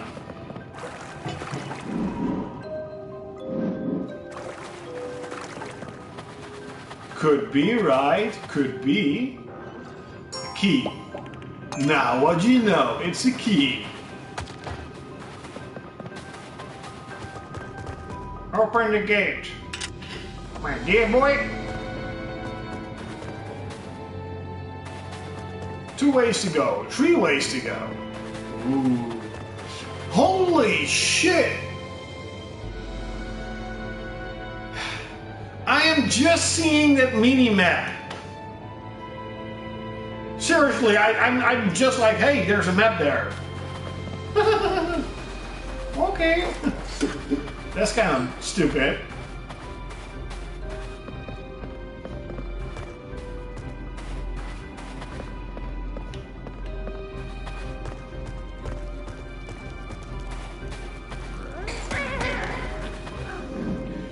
Did I die? Abandoned mines, the depths. The depths of hell. This is why you are a noob. Yes, I know. Noob power.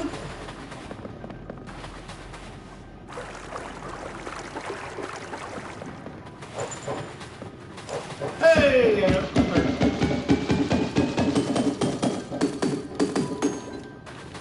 Bang. Kabongar. Kabongar.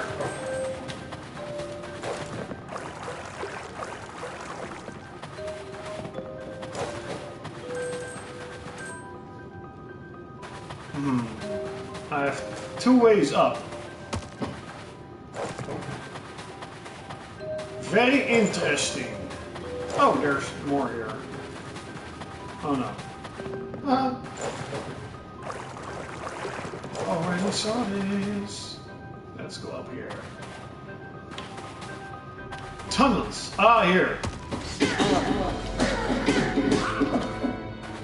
Die. You demon. Yes, SNK actually announced they are working on multiple fighting games. Like, I love fighting games, but if you work on multiple, you have a system of oversaturating the 2D fighting market. Like, if they put out Samurai Showdown and like 4 other fighting games, people are gonna be like, hey, no, they're kind of the same. So hopefully it's just gonna be a full-blown Samurai Showdown. That'll be fucking cool. Cool. Oh, I bet you have. Yeah. Okay, so it's pretty much. You have to go there. Or you can go there. Abandoned mines. What's that? Oh, you have traps. No traps? Oh, that's weird.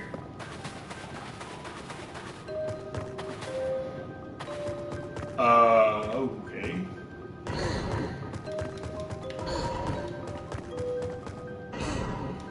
Ha! Easy.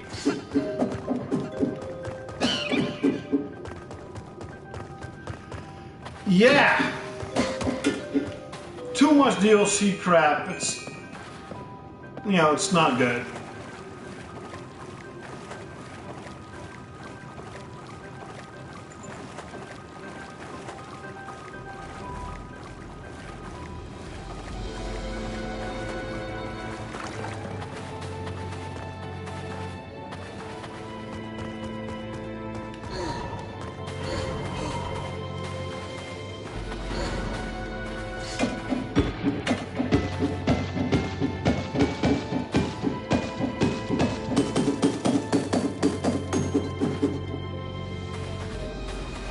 And 30 characters is actually quite a lot, just not for a game that has Capcom and Marvel characters in its roster. That's kind of like, okay, underwhelming a lot. Oh shit, I think I fucked up. Oh no, wait. I did not fuck up. Nope, now I fucked up. Yep, I fucked up. Oh yeah, yep, of course. Of course I did. Of course I did. Of course.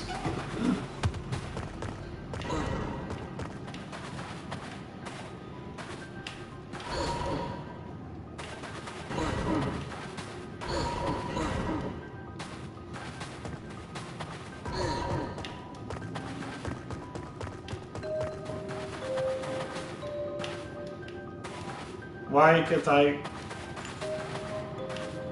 That's so fucking stupid. Why the fuck can't you not do that? What?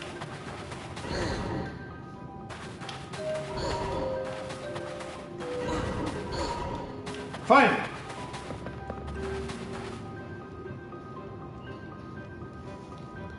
Yeah, that is so weird.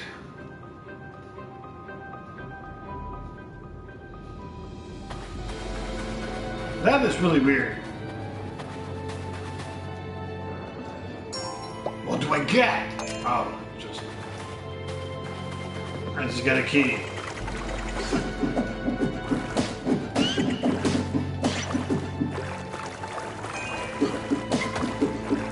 I felt like an epic loot, epic new weapon, bastard sword, ultimate hero sword. But what do I get? A regular key. Yay.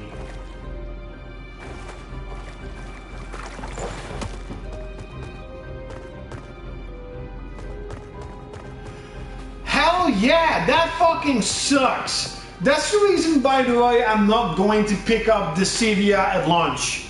There are only like 20 characters, if I'm not mistaken, or 18 characters. And almost all of them are not only male characters.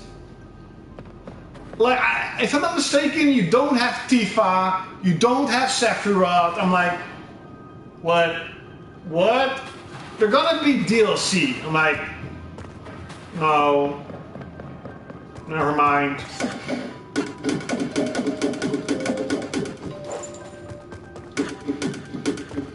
I don't want that. I'm not gonna pay $60 for a fighting game that has 20 characters and my favorite characters are not in the game. I will wait for the complete edition or whatever when it's really cheap. Shame though, because I was really excited for, you know, for the game. Yeah, also like Selfie, and I mean there are a lot of cool characters out there.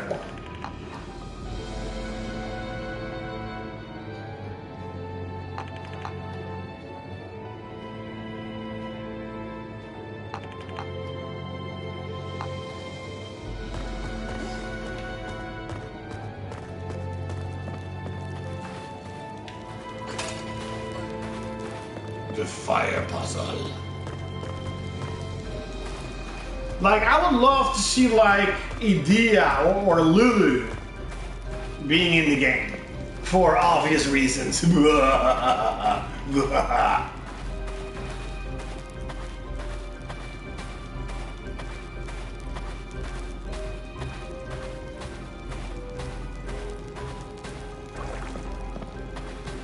No, I think for the console version there is a story mode, right?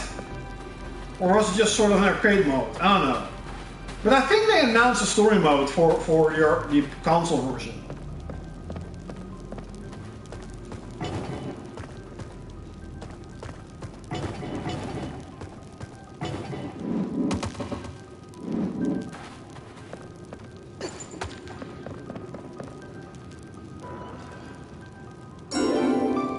Whoa.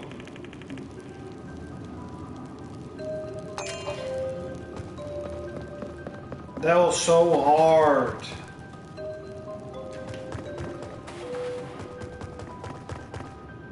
The door is definitely not going to open for me.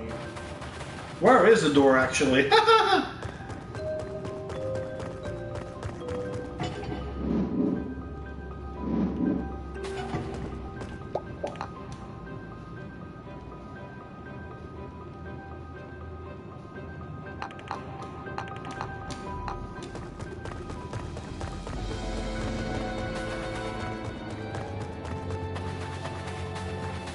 Yeah, now that I think about it, where the fuck is the door?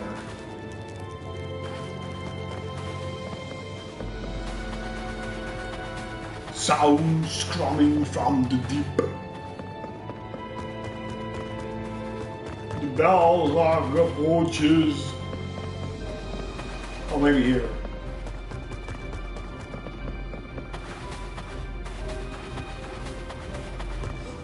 Or not.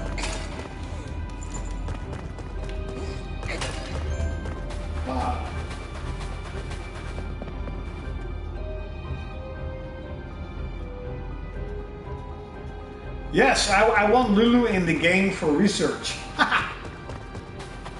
To see how they jiggle in HD.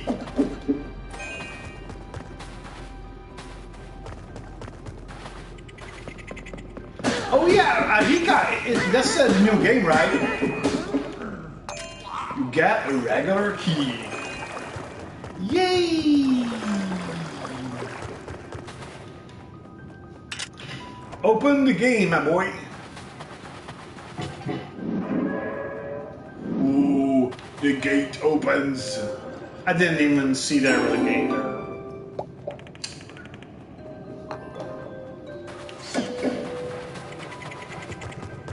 An old boot with one coin.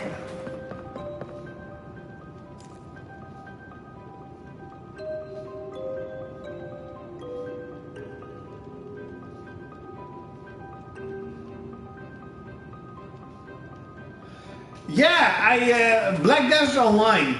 There are a lot of Korean MMOs and games that has jiggle for the bill. Of course, Senran Kagura is coming out at the end of September. Hey, come on, Senran Kagura, the best jiggle in town.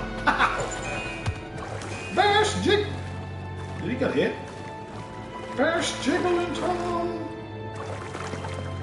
Ah, the master key.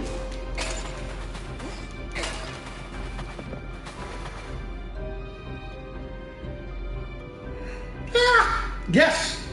Arika's game looks really cool.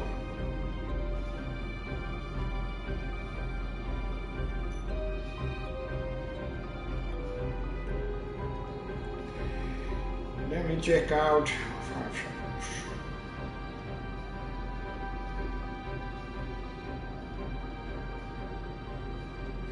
Oh yeah, Kusa Kiwami is getting some really good scores. That's cool. Boobs are definitely life. Oh.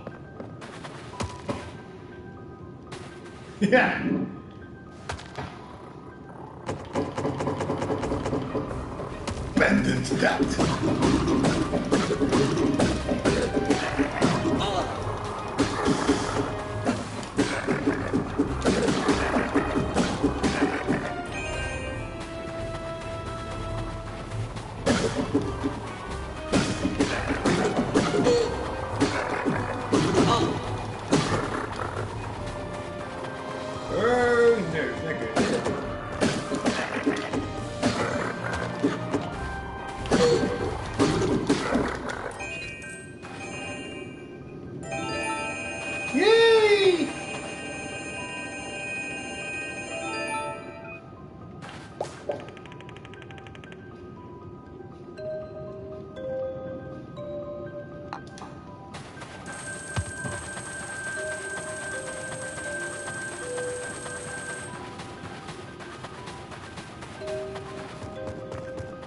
Let me check if there is some treasure.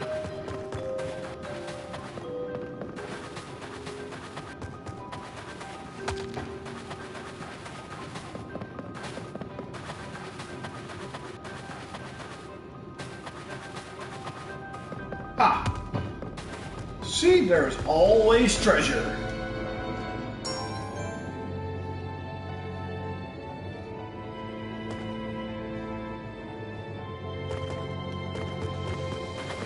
Yeah, a lot of gamers think that PUBG is a exclusive to Microsoft. It's not.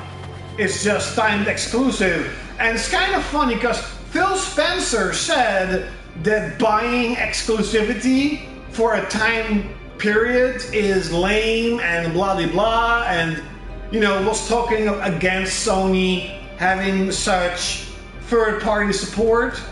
And I'm like, dude, you're doing even worse. That was kind of funny to see.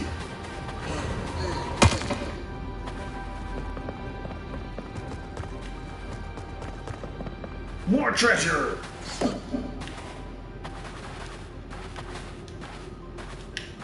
I guess you have to blow it up. Blow it up. Backtracking. I don't want to fall.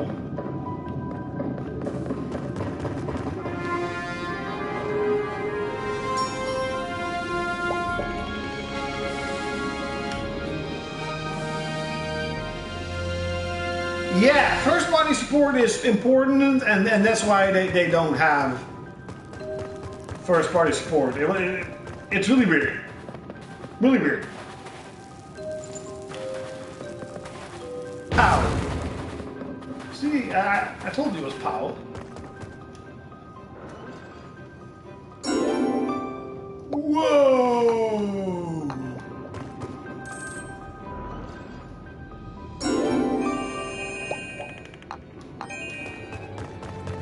Whoa!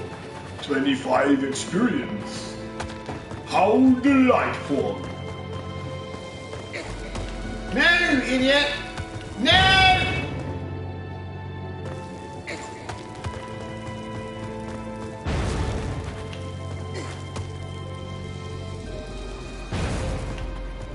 And how the fuck do I get out?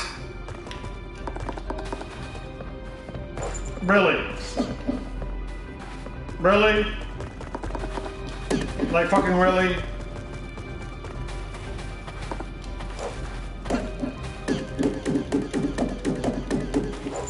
Really? Dude, really?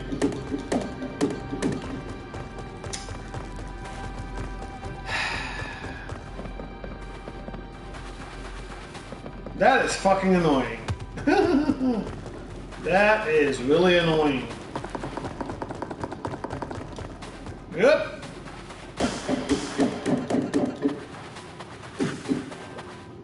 Oh, look.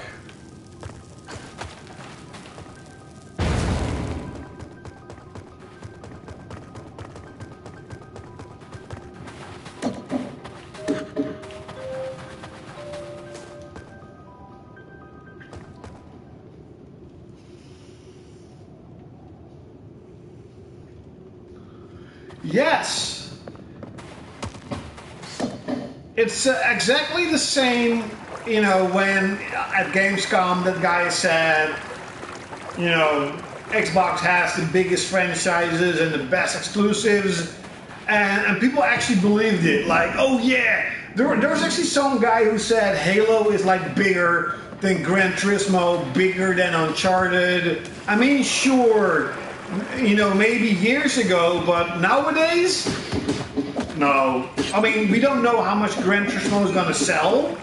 We don't know, but Uncharted has grossed 10 million. It has passed 10 million.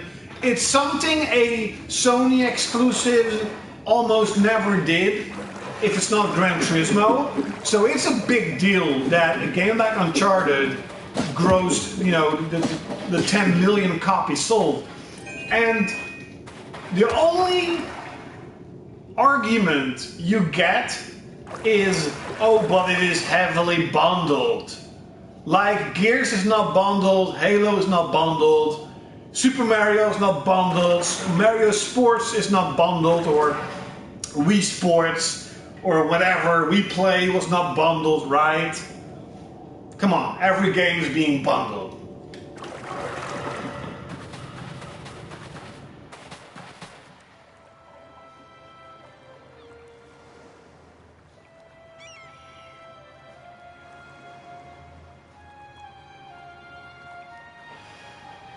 Yeah, Gran Turismo is definitely gonna be. I mean, if Gran Turismo Sport seems to be really good, and I really think that they are working on Gran Turismo 7 to come out early on the PlayStation 5's life.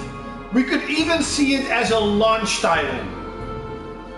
And I think that Gran Turismo Sport is just like, hey, you know, you got Gran Turismo 5, you got Gran Turismo 6, it came out pretty fast, you know, and, you know, many people were like, it's cool and stuff, but, you know, again, another Gran Turismo, and now they're like, hey, let's make something different, let's make it smaller, but better, you know, and just take our time with Gran Turismo 7 and make it actually a huge leap compared to like what you remember from Gran Turismo 6. Make it, I truly believe that if Sony should have put out Gran Turismo 6 on PS4.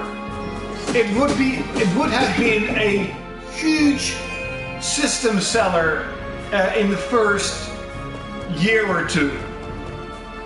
So who knows? I truly believe that we're gonna see Gran Turismo 7 really early on PlayStation 5. But that's just what I think.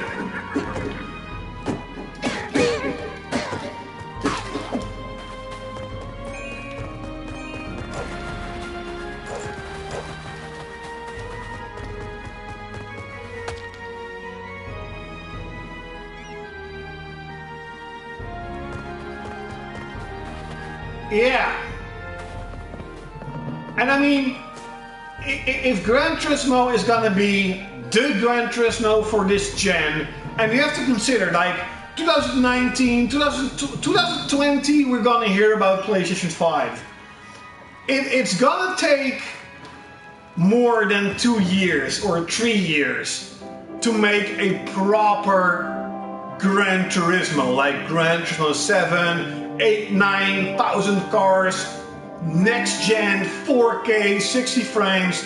It's gonna take longer than 2 years. I truly believe they're like, okay, this generation, we were too late. We're gonna make a proper Gran Turismo, and we're gonna put it out at the beginning of the life of PlayStation 5.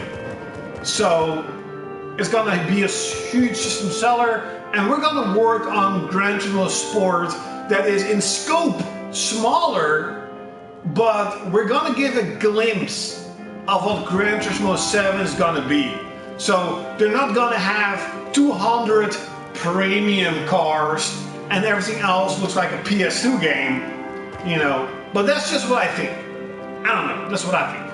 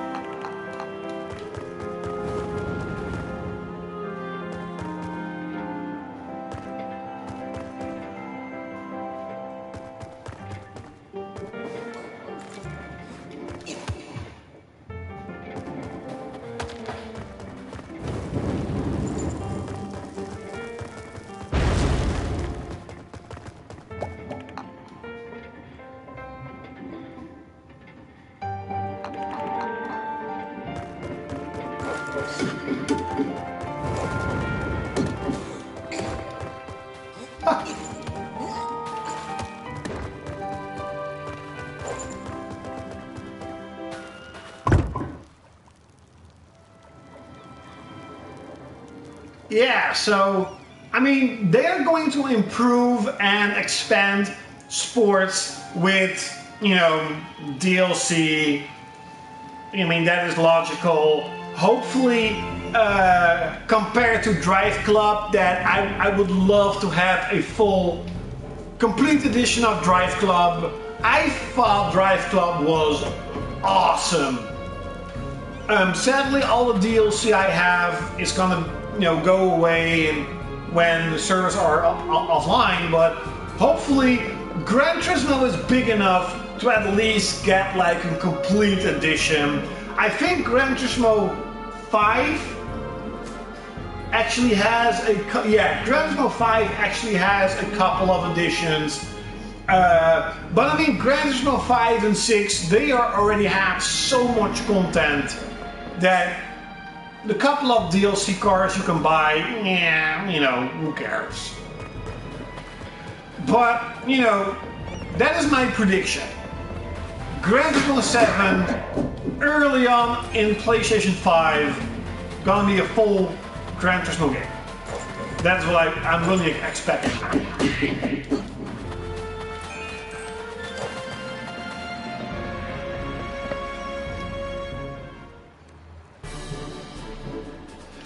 No, I mean, I don't know. I mean, it is a new Gran Turismo. It's getting actually a beautiful limited edition. One of my colleagues, or ex-colleagues, he's in retirement now, he actually loves Gran Turismo. He only buys a PlayStation for Gran Turismo. So I gave him the news like, hey, there's a limited edition PS4 coming with Gran Turismo. And he already pre-ordered it because he's gonna, you know, get the game for that. So, you know, it's I don't know. It could really help, especially if they announce a price cut. Because what I find really weird is they only announced the bundle coming out. They haven't announced the price. Don't you think that's really weird? I have a hunch that at Paris Game Show, like the biggest announcement is gonna be like a price cut. Now I'm not entirely sure, but I have a big hunch.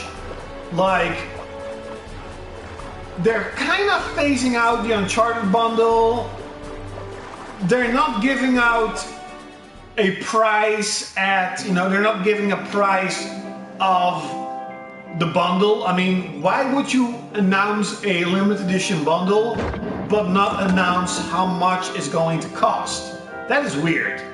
Come on, that is weird. So I have a hunch like the big news is gonna be like, hey, €50 price cut. If they are smart, if they really want to build a big install base, they have to drop it with 100. They have to sell the PS4 for $200. Is that going to happen? Probably not. They're really making money off PS4. It's up compared to last year. you know, just reducing the price slowly is going to help them keep the sales high. But then again, it's not going to explode. You know, a $50 price cut is not going to explode the sales. And I think in the long run, making your sales explode is better. It sounds weird, but like if you drop it with $100, make your build your entire holiday advertisement. PS4 now $199, you know, $200 is the, you know, make it, instead of greatness awaits, make it $200, the best value in the market. You know, it is $300 less than the Xbox One X. It would absolutely explode in sales. It's gonna explode in sales. And a bigger install base means profit from PlayStation Plus, PlayStation Network. It's software. That is where they make the most money out of, on software, on services. So I think that the small, how do you say that? Not profit, but the other one. You know what I mean. The small loss they would take if they would reduce the price by $100 is going to be balanced out and overshadowed by the amount of money they're gonna make. Revenue, you know. To be honest, I actually think Paris Game Show is perfect. Do you know why? Europe is the biggest market for Sony. Europe is absolute PlayStation domination.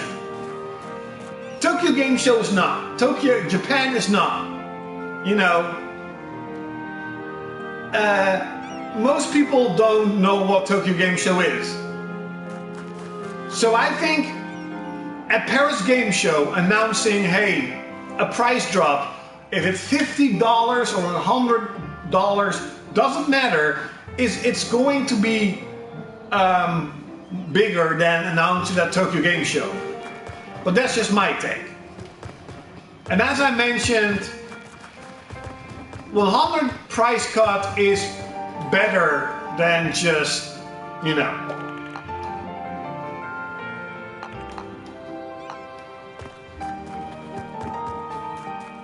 It's just me, I know, but that's what I think. Because I like,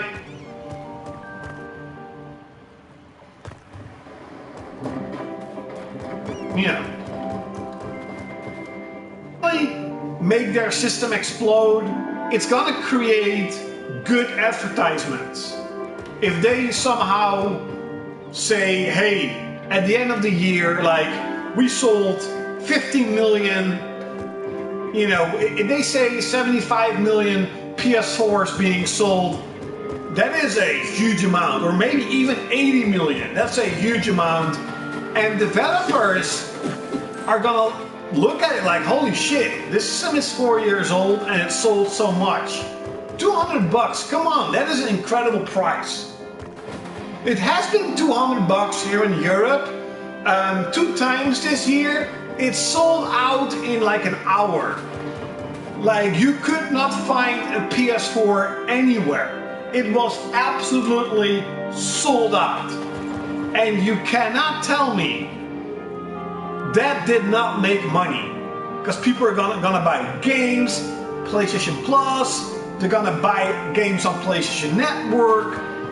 In the long run, it is going to generate more money than the $20 or $30 loss they're gonna take on a system. So, yeah, but I think I understand that Sony is regenerating from all the losses they made with PS3, but they're making millions of money right now, hundreds of millions of dollars with PlayStation 4, and they themselves, said it's about the services. We are making a lot of money with PlayStation Network, with PlayStation Plus, and a lot of money with the software. So if they are smart, if they are smart, they're gonna drop the price now. Because right now the PS4 is having a huge amount of games, it's getting good advertisement, it's going up against a new system that is doing good, and it's going up against a much powerful new system that is gaining a little bit of good attention. And I think if they announce $100 price cut, all of those, competitions are like, it's being overshadowed because holy damn, first time ever, such a big price drop.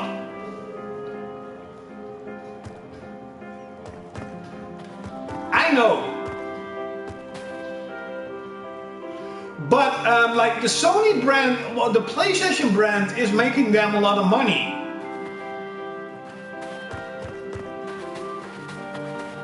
Like they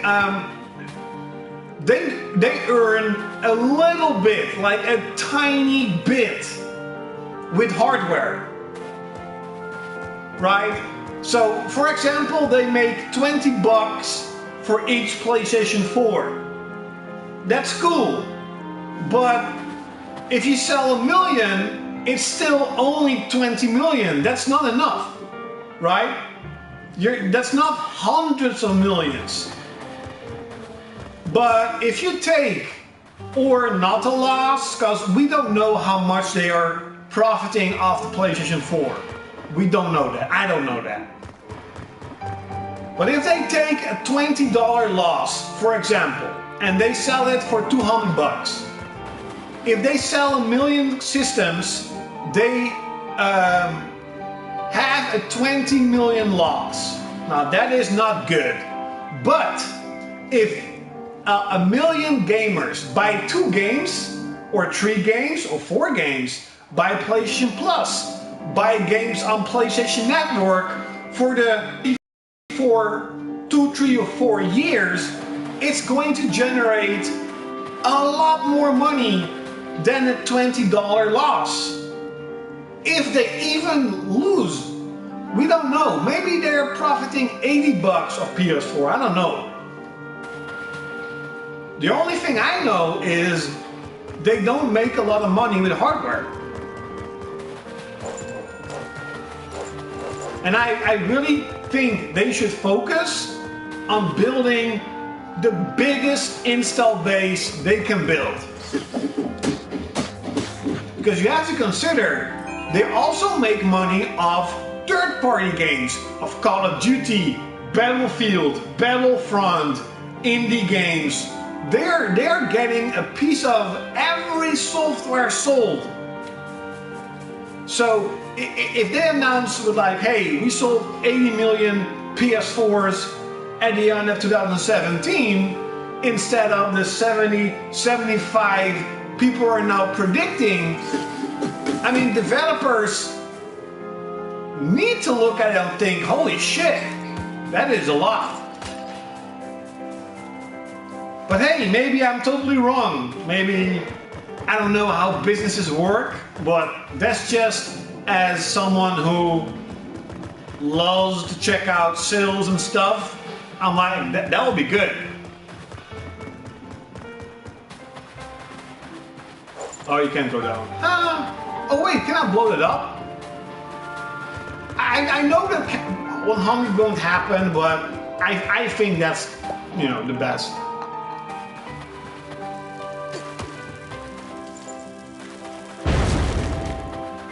Ooh. Get into the cave! Crayfish game.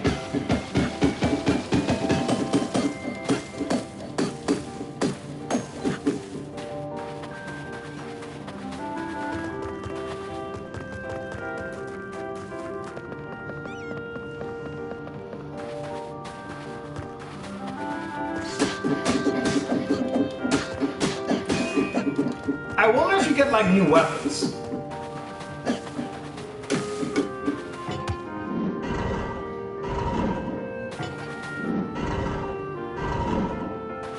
Oh, you have to put something there. Hello, Rock.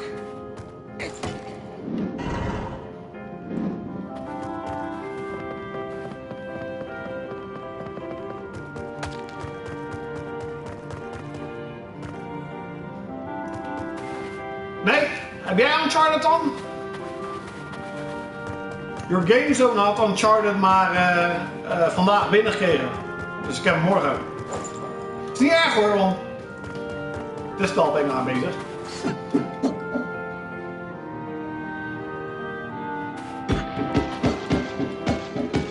Well, new and old, me and H Brand and me's prediction, and I think it's definitely gonna be true, is that the PlayStation 5 is gonna come out in 2000 at the end of 2020 or the beginning of 2021. So that are at least 3 full years of PlayStation 4. So 2018, 19, and then 20. It's gonna sell more than 10 or 20 million. A lot more. And I just think that it could, it's gonna be guaranteed a million. Everybody knows that. Sony knows that. It's gonna sell a million. 100 million, I mean. It just could be a lot more. That's what I think, at least.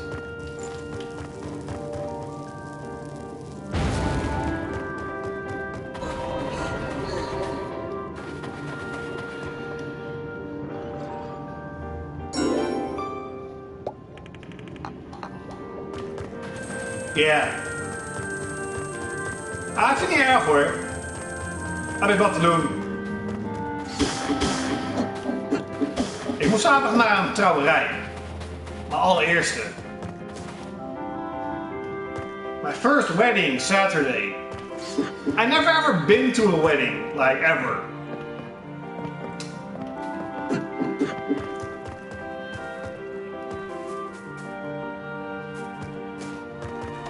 Ooh, spooky house. Oh, that is a spooky house.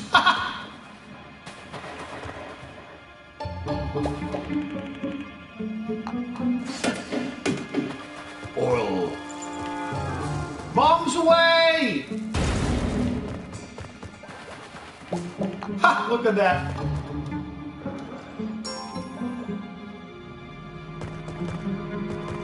No, no, no, no! Not me! No, no, no, no, not me! I am not getting married. A friend of mine is getting married. So I'm getting to her marriage. So I'm saying I've never been to a wedding. So it's gonna be my first wedding, but not mine. Oh, I'm not gonna get married. Hell no. High tech. Do they even know the word high tech?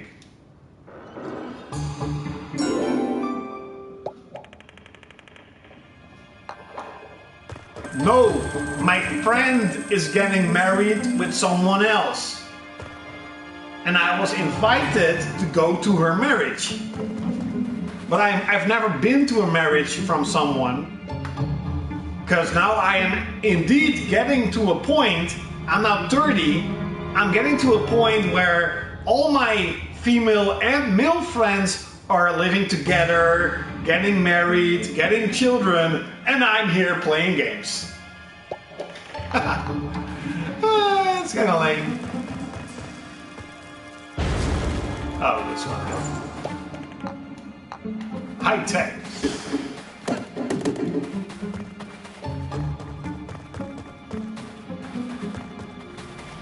Get in there, you twerp.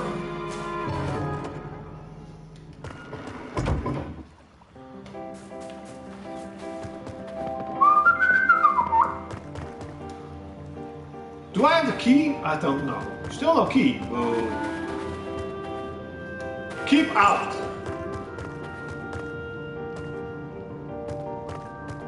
Oh, okay.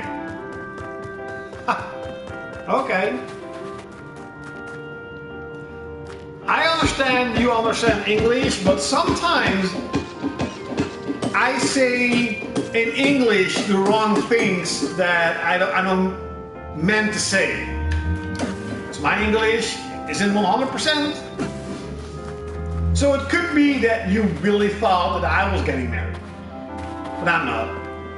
No. I am married to my PlayStation.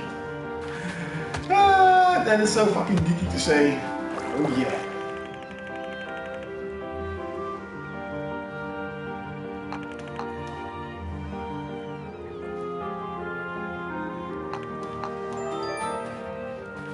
New island.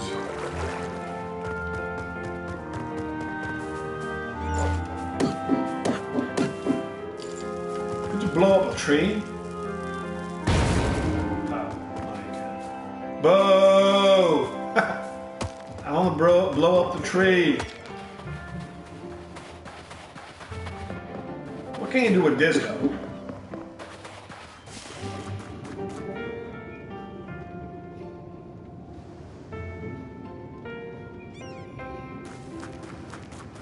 Waterproof. Shocking info. Hoo-ha.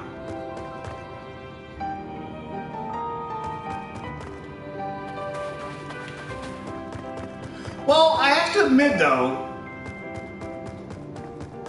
with the USB port, I charged my controller. Come on, I don't do anything dirty. I'm an innocent guy. I don't do dirty stuff.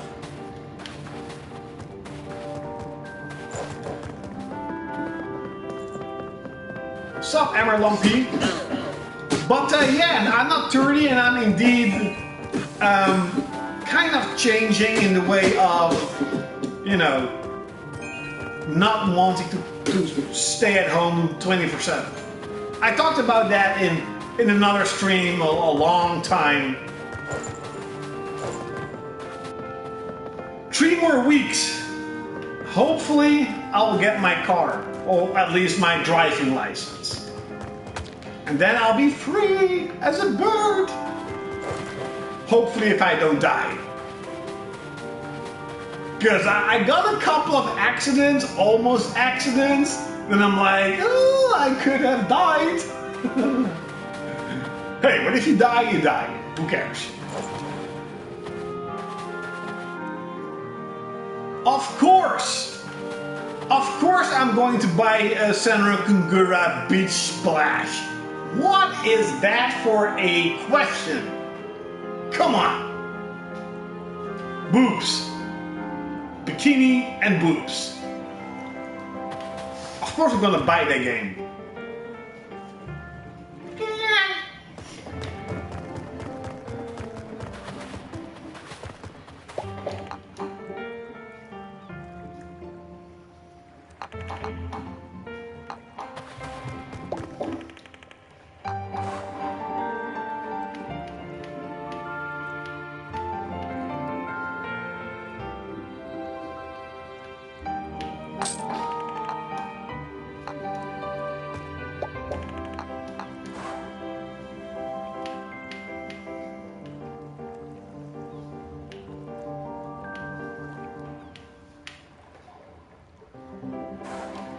Ancient radar. Okay.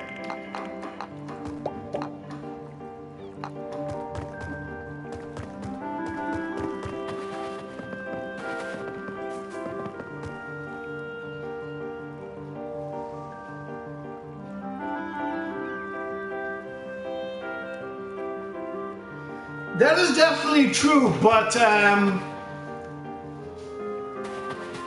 you know, I have for the past couple of months felt that I am not living to the fullest. That playing video games all day long does not make me really happy. Because, you know, when I moved here, you know, living on my own, like I created with my brother, because they're officially my brother's friends, but now they're my friends. Well, we built a really big and awesome friends group. And the past 2 years was freaking amazing. Like, I experienced and done more things than I've done with all the other years I've gone out and this and that. And for the first time ever, I felt like I was accepted in a group. You know, they know who I am, they know what I like, what I don't like, that I'm an idiot, that I say stupid stuff, and I'm a moron. And they, oh, what is that? And they don't care, because they know who I am, right? But slowly, the past, because this is my 5th year now, so the past 2 years, that group has, I won't literally say fallen apart, but slowly people have been getting a girlfriend and a boyfriend, or, you know, and then they start living together, and 2 of them, my best friends, they live pretty far away. My best friend, she lives like 2 hours, 2.5 hours driving away.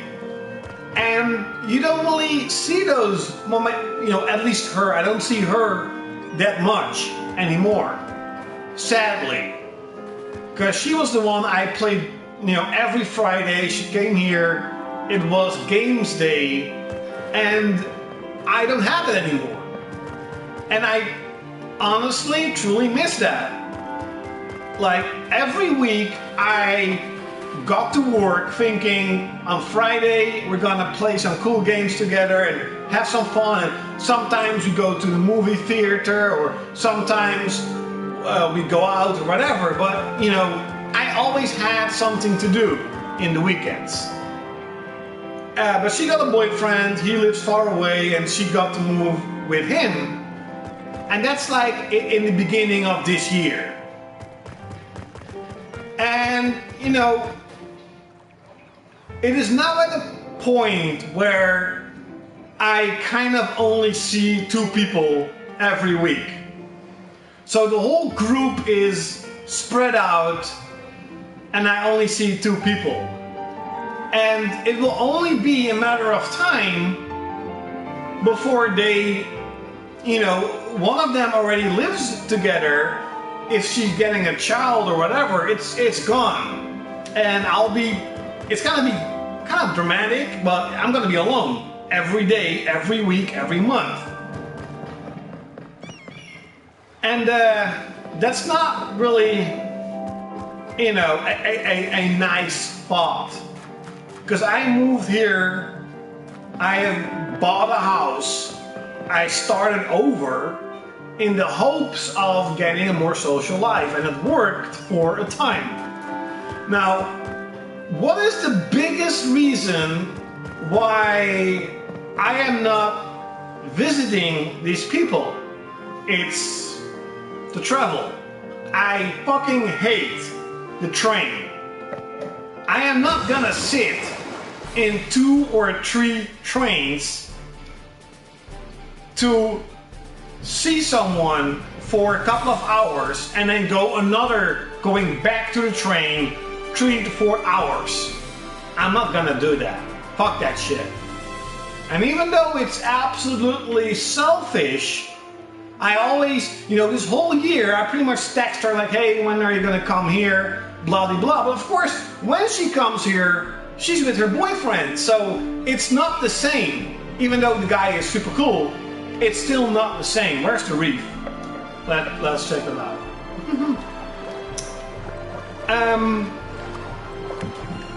So I was just like, maybe it's time to get a car, and I can do stuff.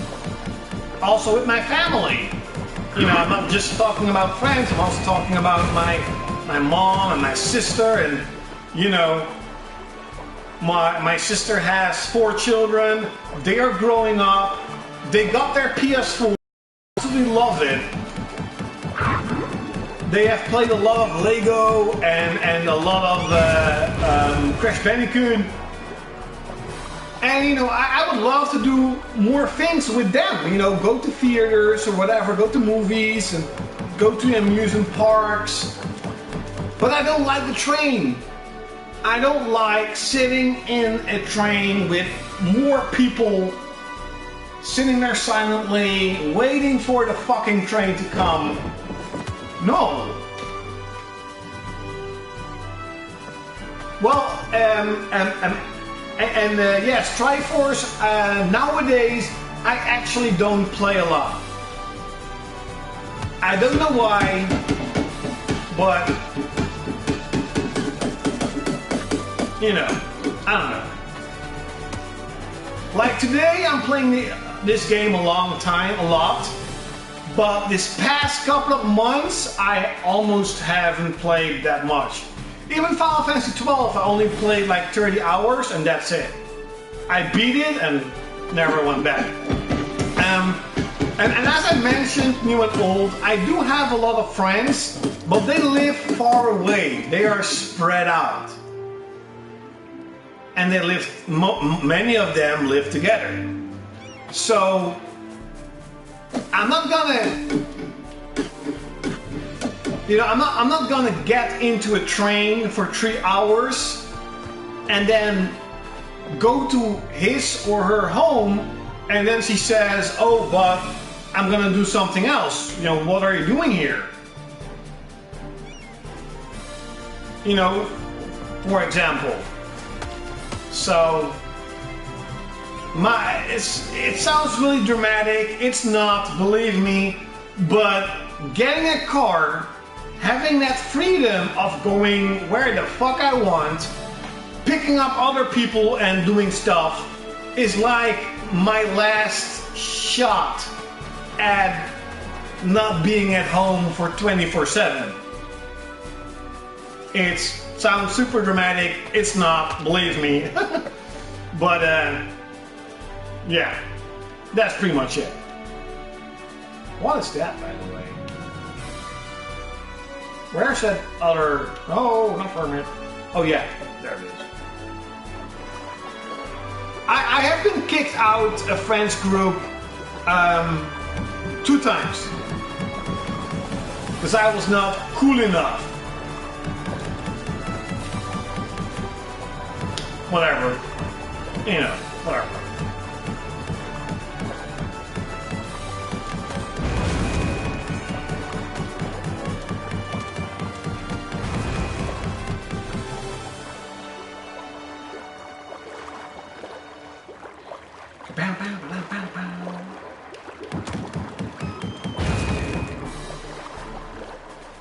Like, for example, I would like to go to like festivals from the music I like, you know, death metal, heavy metal, even like some like Japanese music, Japanese artists. This year, that, holy shit, what's the name of those guys with the drums, the Japanese drums? But it was like in Amsterdam, and I'm like, no, I'm not gonna go get the train there. But driving is something different, because not only is driving more personal, I actually like it a lot. I like driving a lot. I don't know why. I think driving is super cool. Of course it's still cool because I don't pay for it. You know, the gasoline and stuff and the car are from, you know, the company where I lesson. But even if, like, I already have a budget for my car, you know, I can pretty much go wherever I want. Like Hoopwerker, indeed.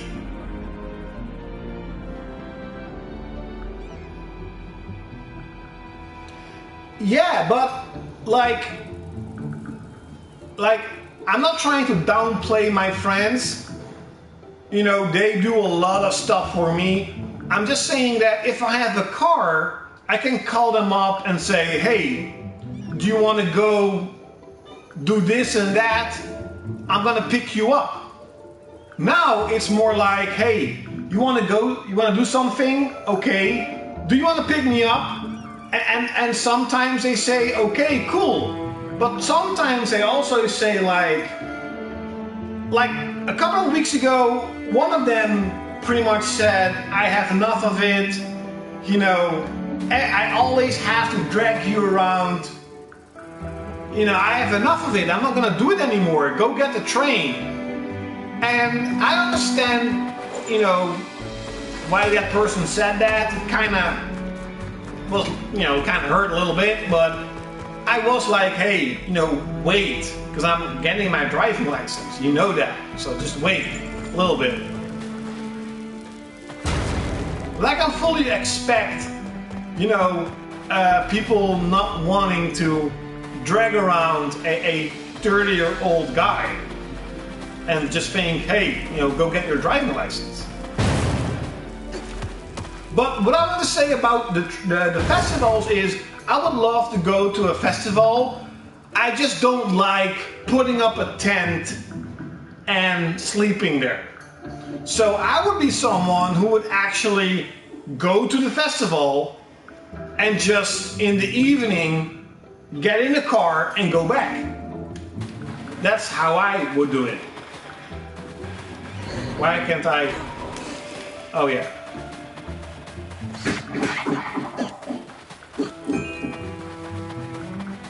But I just think it's going to be a lot better. Also, for example, like going out in another city.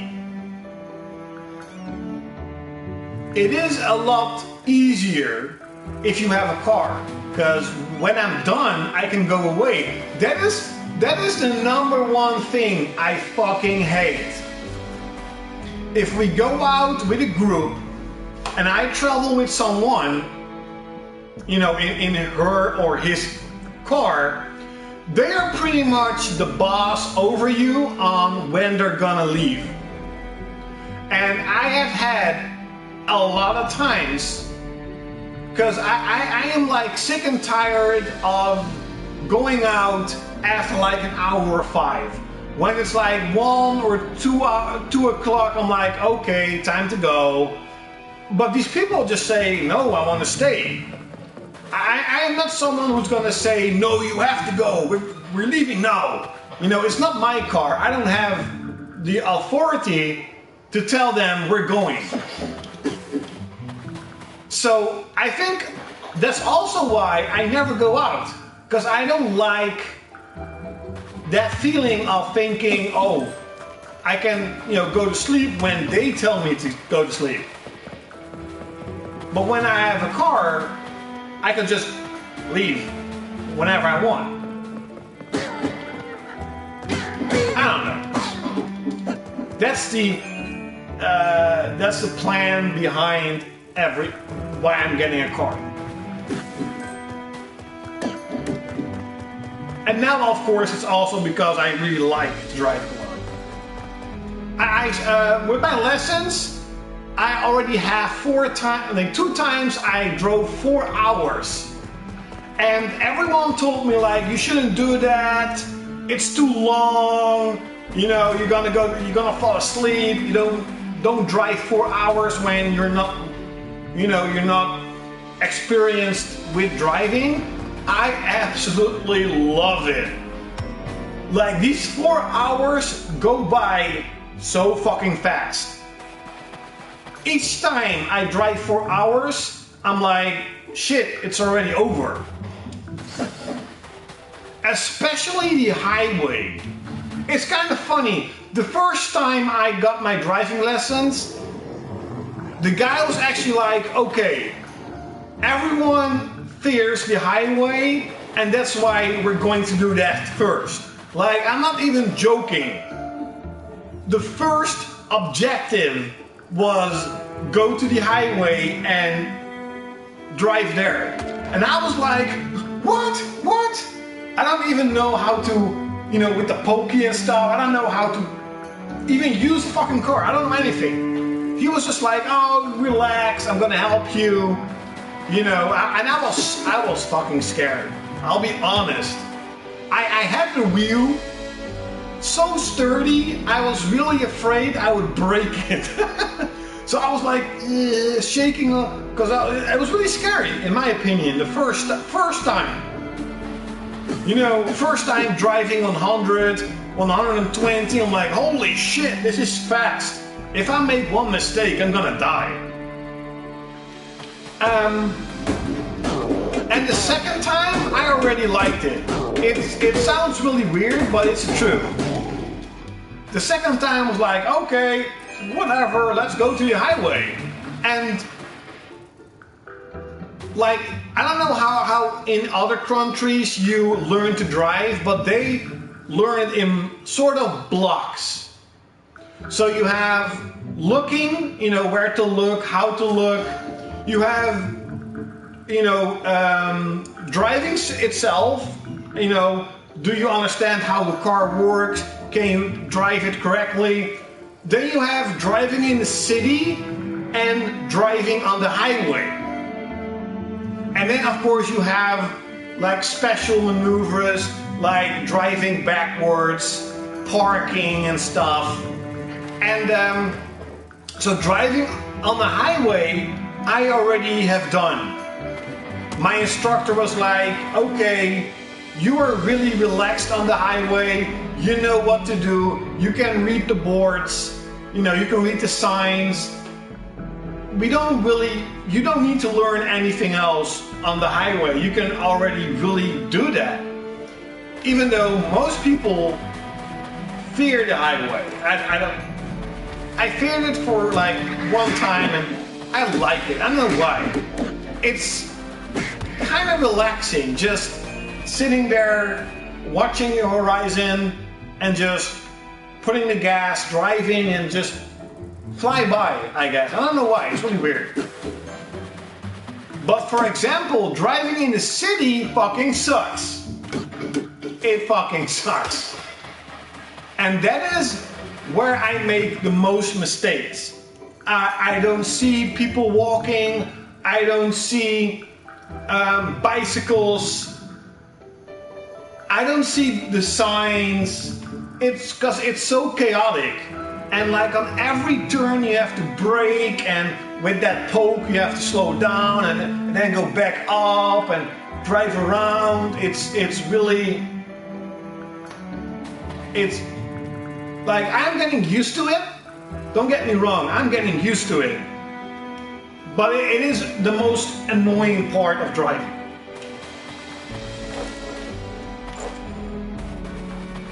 Of course it's not out of topic. Yes, Hack GU is actually one of my most anticipated games for the end of the year. I have heard so many good things about Hack, and it's an old gen game, so it has to be good. And it looks like it's a really good game, and especially because I don't know if you know this, but they actually created, I think, the 4th volume. That's a new game. That's not a remaster, that is a new game. So not only does it have 3 full RPGs remastered, it also has a 4th new game. That is cool.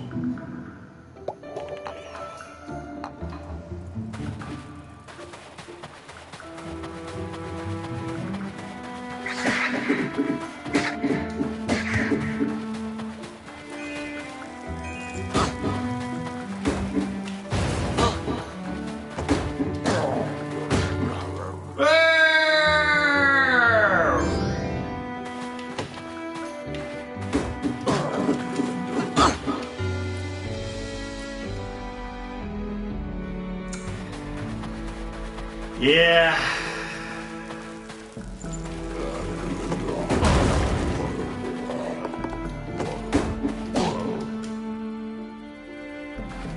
Well, Sword Art Online is kind of like Hack.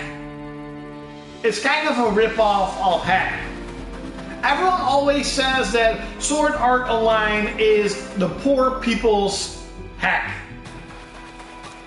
That's why it reminds you of Hack. It is kind of Hack. But many believe that Hack is a lot better. I don't know. I'm not gonna play it at the end of the year, hopefully. But at least I know that Sword Art Online Halo Realization is fucking awesome. I love that. Still loving the game. I'm still playing it.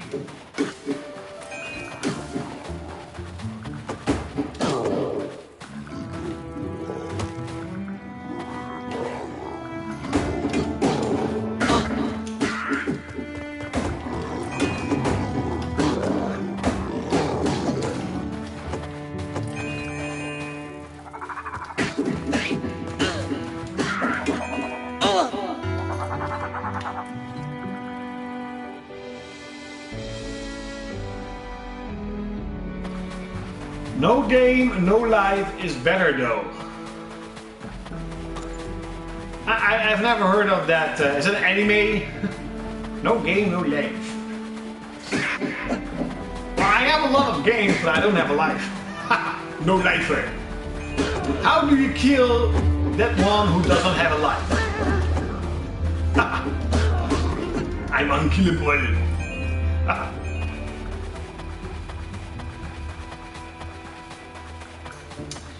Ashen treasure. This game is, by the way, a lot bigger than I anticipated.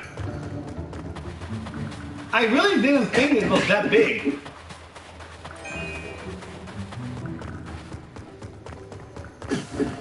Or maybe it seems big. I never watched the Sword Art Online anime. I just played the games. Huh. I only played the games.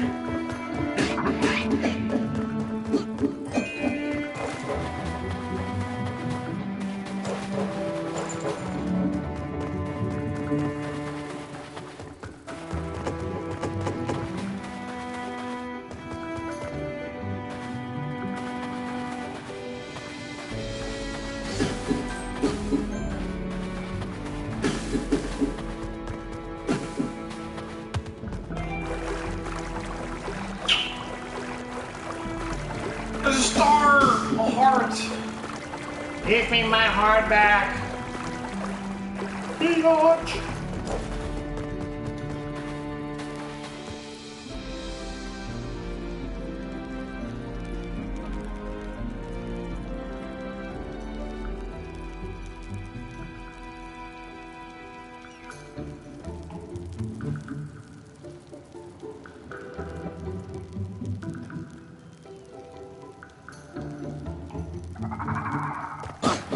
Oh! Didn't see that.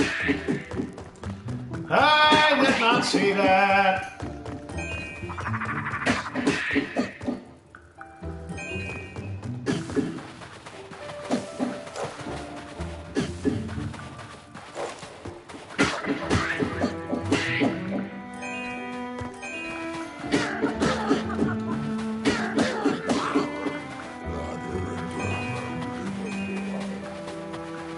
Now that I think about it, you don't actually earn money by killing monsters. So I think money is pretty limited. I think. I don't know. I mean, do you have like a mini game where you can get money? Or maybe some pots. Oh, that's weird. Oh, there are a lot of them. A lot of them.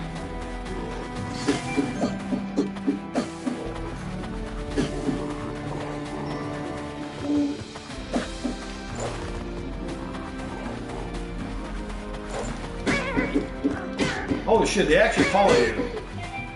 Until the end.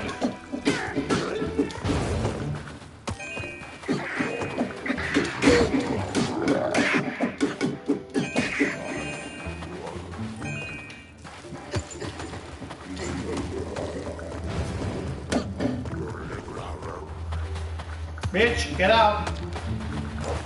Move, bitch. Get out the way. Get out the way. Get out the way.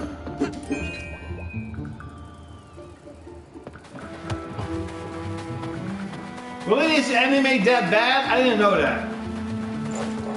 I still think that the character designs of Sword Art are pretty good. Like the new shooter action RPG,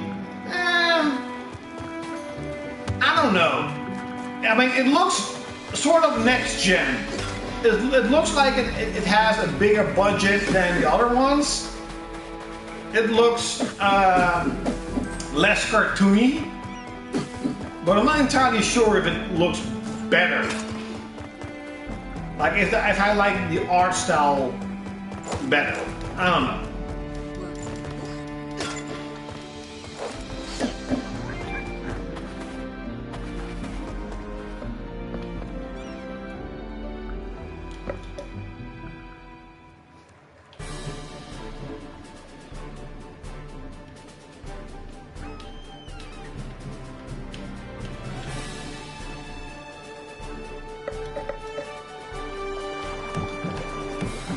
How do I save them?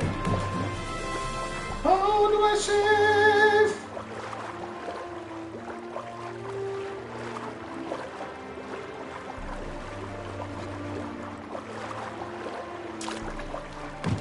Okay.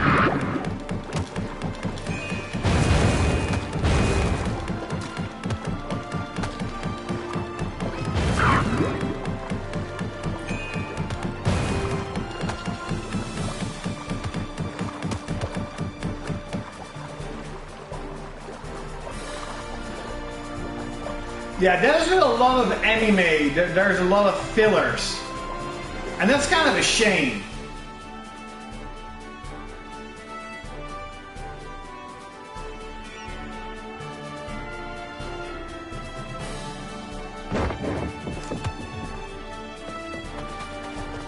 The game doesn't save.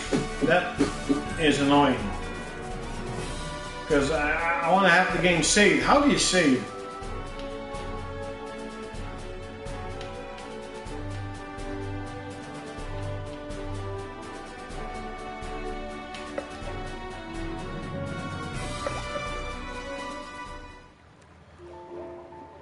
Let me check it out if you actually... Oh, so the game saves automatically, okay. Well, it is about 20 minutes past 10. Holy shit, been playing for almost 3 hours. It's a cool game. I'm definitely gonna play more. Definitely gonna play more. And if these are all the islands, I am actually almost... No, not done, but it's not that big. But I am going to take a shower, maybe play a little bit more, and at least go to bed.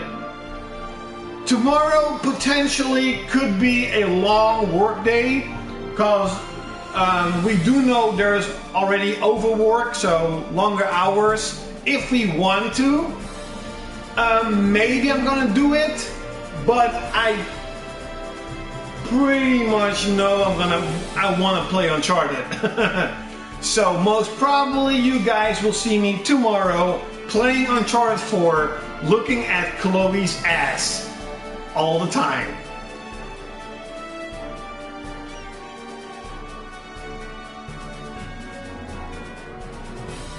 Okay, maybe I really should watch Sword Art Online and see for myself.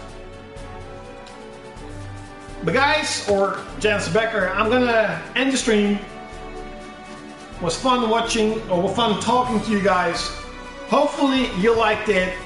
Definitely check out this game, it's really cool. Especially if you like stuff like Zelda, Alundra, and just, I don't know, traditional action RPGs, I don't know. But see you next time!